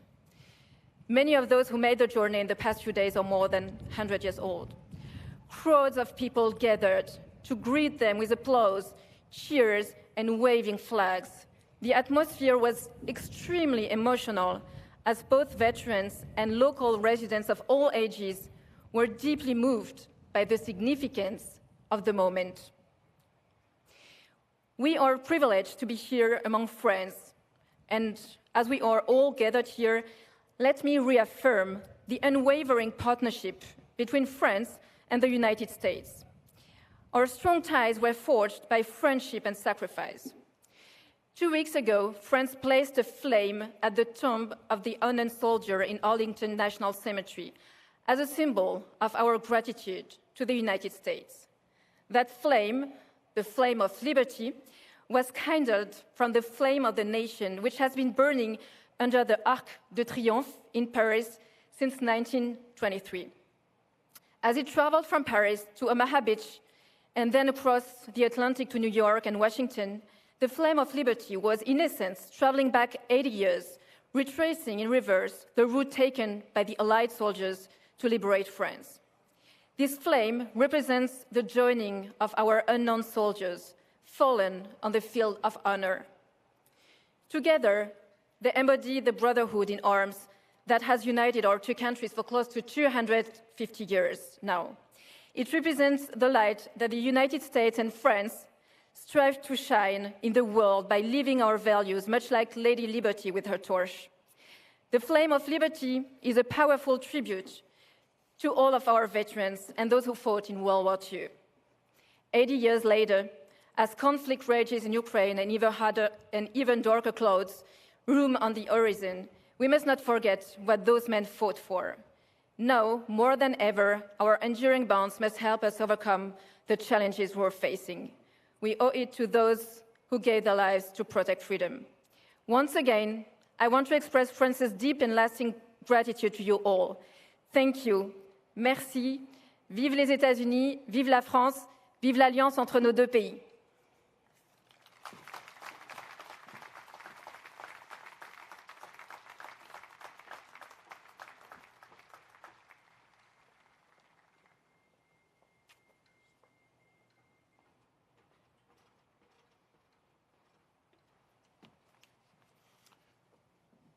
It is my great honor and privilege to announce our heroes, our guests of honor, the World War II veterans who are with us. Robert Boulay, U.S. Marine Corps, D-Day veteran. He served aboard the legendary battleship USS Texas, including in support of Operation Overlord on D-Day. He also saw action in the Pacific, in North Africa, and the invasion of southern France. John Birch, U.S. Army, D-Day veteran. He was a medic dropped with glider forces of the 82nd Airborne during the D-Day invasion. Posted with the 99th General Hospital, he endured some of the toughest fighting in France, including the Battle of the Bulge, always attempting to save another life. Charles Lindy Burnett, U.S. Army and U.S. Air Force. Charles was drafted into the Army just after combat operations ended in World War II and later served in the Air Force, rising to the rank of Staff Sergeant. He says he believes he is the only man from Pittsylvania County ever drafted twice. Jack Castle, U.S. Navy, stationed at the Norfolk Naval Base Air Station during World War II. Jack earned a degree in psychology from American University, before he saw further service in the Korean conflict. Later, he served as a naval recruiter in Roanoke and retired as a lieutenant commander. Jerome Jerry DeGraff, Jr., U.S. Marines. His service began after all major combat operations ended, allowing him to serve mostly stateside, including stints with the 2nd Marine Division, at the Naval Prison in Portsmouth, New Hampshire, and at the Brig at Camp Lejeune, North Carolina, rising to the rank of sergeant. Roderick Lewis Edwards, Sr., U.S. Navy. He served in the Pacific Theater and the liberation of the Philippines in particular. The son of a Purple Heart recipient in World War I, Ralph has 4 brothers who served in the Army, the youngest of whom was wounded in the Korean conflict. Alvin E. Jerry Fox, U.S. Army. Mr. Fox served in the occupation of Germany with Troop C of the 37th Constabulary Regiment. Ada Hostler Kuhn, Women's Army Corps. Ada served in the WACs in the U.S. and in the European theater, working in a motor pool in Newport News before deploying to France and later Frankfurt and Berlin. Ada was not the only hero in her family. Her brother was killed in Europe on D-Day +7. Richard Enlow II, U.S. Navy. He served in the 33rd Seabees as a carpenter's mate 2nd class aboard the aircraft carrier USS Tarawa. Mr. Enlow participated in the savage invasion of Peleliu in 1944. James Joseph Jefferson, U.S. Navy. Joe served as an electronics technician's mate 3rd class aboard the destroyer USS Breckinridge in the Pacific. In the rapidly developing field of naval electronics, he helped to service the new technology being developed during the war. Robert Key, U.S. Army and U.S. Air Force. Bobby served 12 years in the Army and also later in the Air Force with service in Korea and Vietnam. Henry Bud Mason, Jr., U.S. Navy. Bud served with 2 units of Seabees, the 134th and 144th Construction Battalions in Guam at the end of the war. After he was discharged from the Navy as a Seaman 1st class, he faithfully served in the Naval Reserves for 8 more years. John McCain, U.S. Army. Mr. McCain served in the Signal Corps in Germany for 2 years. Rupert Melton, U.S. Navy. He served in the Pacific and Asiatic theaters aboard the heavy cruiser USS Los Angeles. He joined the Navy on the 1st anniversary of Pearl Harbor at just 17 years old. With only an 8th grade education, he studied diligently to be rated a signalman 3rd class, passing every test with flying colors and surpassing his shipmates with college degrees. Roy Douglas Minix, U.S. Navy. He served at the Aviation Ordnance School. 3 days before he was 18, he enlisted and he was discharged in 1946. He was also involved in the design of the National D-Day Memorial. Marion Knoll, U.S. Navy. Mr. Knoll served as a motor machinist mate 3rd class aboard LST 779, including tours to Iwo Jima and Okinawa. LST 779 was the first LST to beach on Iwo Jima's shores on D+1 and unloaded much-needed howitzers onto Green Beach. The landing ship also supplied the flag made famous by Joe Rosenthal's epic photo of the flag raising on Mount Suribachi. John Owens, U.S. Army. He landed on D-Day +7 at Utah Beach and fought in the battle for Cherbourg. He served in the Army for 3 years. Louis Silcox, U.S. Army. Mr. Silcox was so eager to serve his country in World War II that he enlisted in the Army at age 15, lying about his age. He was soon discovered and sent home, but when he was old enough, he served during the Korean War, where he was a driver for the M39 armored utility vehicle and where he merited the Purple Heart. Joseph Elmer Stroud, U.S. Navy. Mr. Stroud served proudly in the Navy from 1943 to 1946. Ralph Theodore Bud Seuss, U.S. Army. Mr. Seuss served from 1942 to 1946 in the United States as a technician and mechanic on communications equipment, including the crucial teletype machines. Billy Vai, U.S. Army. He served in the European Theater of Operations with the famous 80th Infantry Division. He participated in the Battle of the Bulge and was awarded the Bronze Star. Mr. Vai will celebrate his 100th birthday next week. Dan Valerial, U.S. Marine Corps. Dan enlisted in the U.S. Marine Corps as soon as he was old enough and served in the occupation of Europe after combat, helping to clear Mediterranean islands. His unit was also sent to the Middle East as peacekeepers during the Arab-Israeli War of 1948. After his service, he served as a police officer in Washington, D.C., and today still helps to educate student visitors at the National D-Day Memorial. Clarence Bill Wenzel, U.S. Navy. Mr. Wenzel served aboard the aircraft carrier USS Tarawa in the Pacific Theater. He joined the U.S. Navy Reserve right out of college in 1944 and spent 26 weeks in pre-flight training at the University of North Carolina to earn his wings.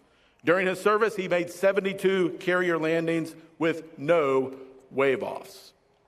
Ladies and gentlemen, the World War II veterans.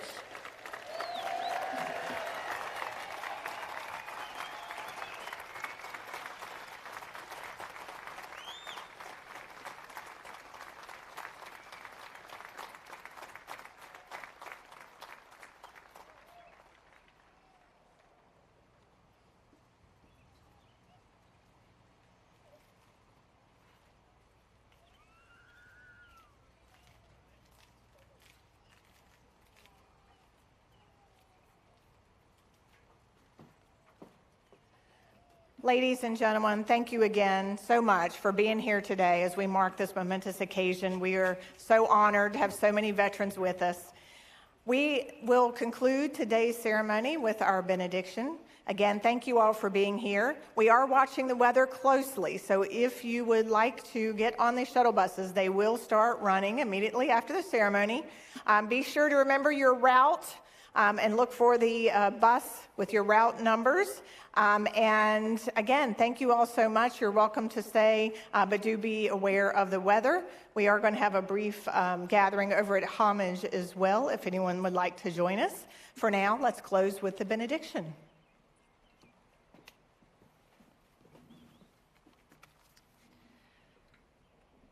Almighty God, the creator and upholder of all, who has in every age inspired your servants with courage and skill. Today we give you thanks for the example of those who have gone before us, especially those whom we remember today. For those who deployed on land, for those who fought for freedom from the sky, and those who secured peace from the sea, for all who gave their lives for the nation. And now, for ourselves, grant, O Lord, that we may be conscious of your ruling hand. May we be found watchful at our post. Make us ever mindful of the needs of others, sharing our joys and bearing our burdens in the work you have given us to do. May you keep us always in your love and peace. Amen.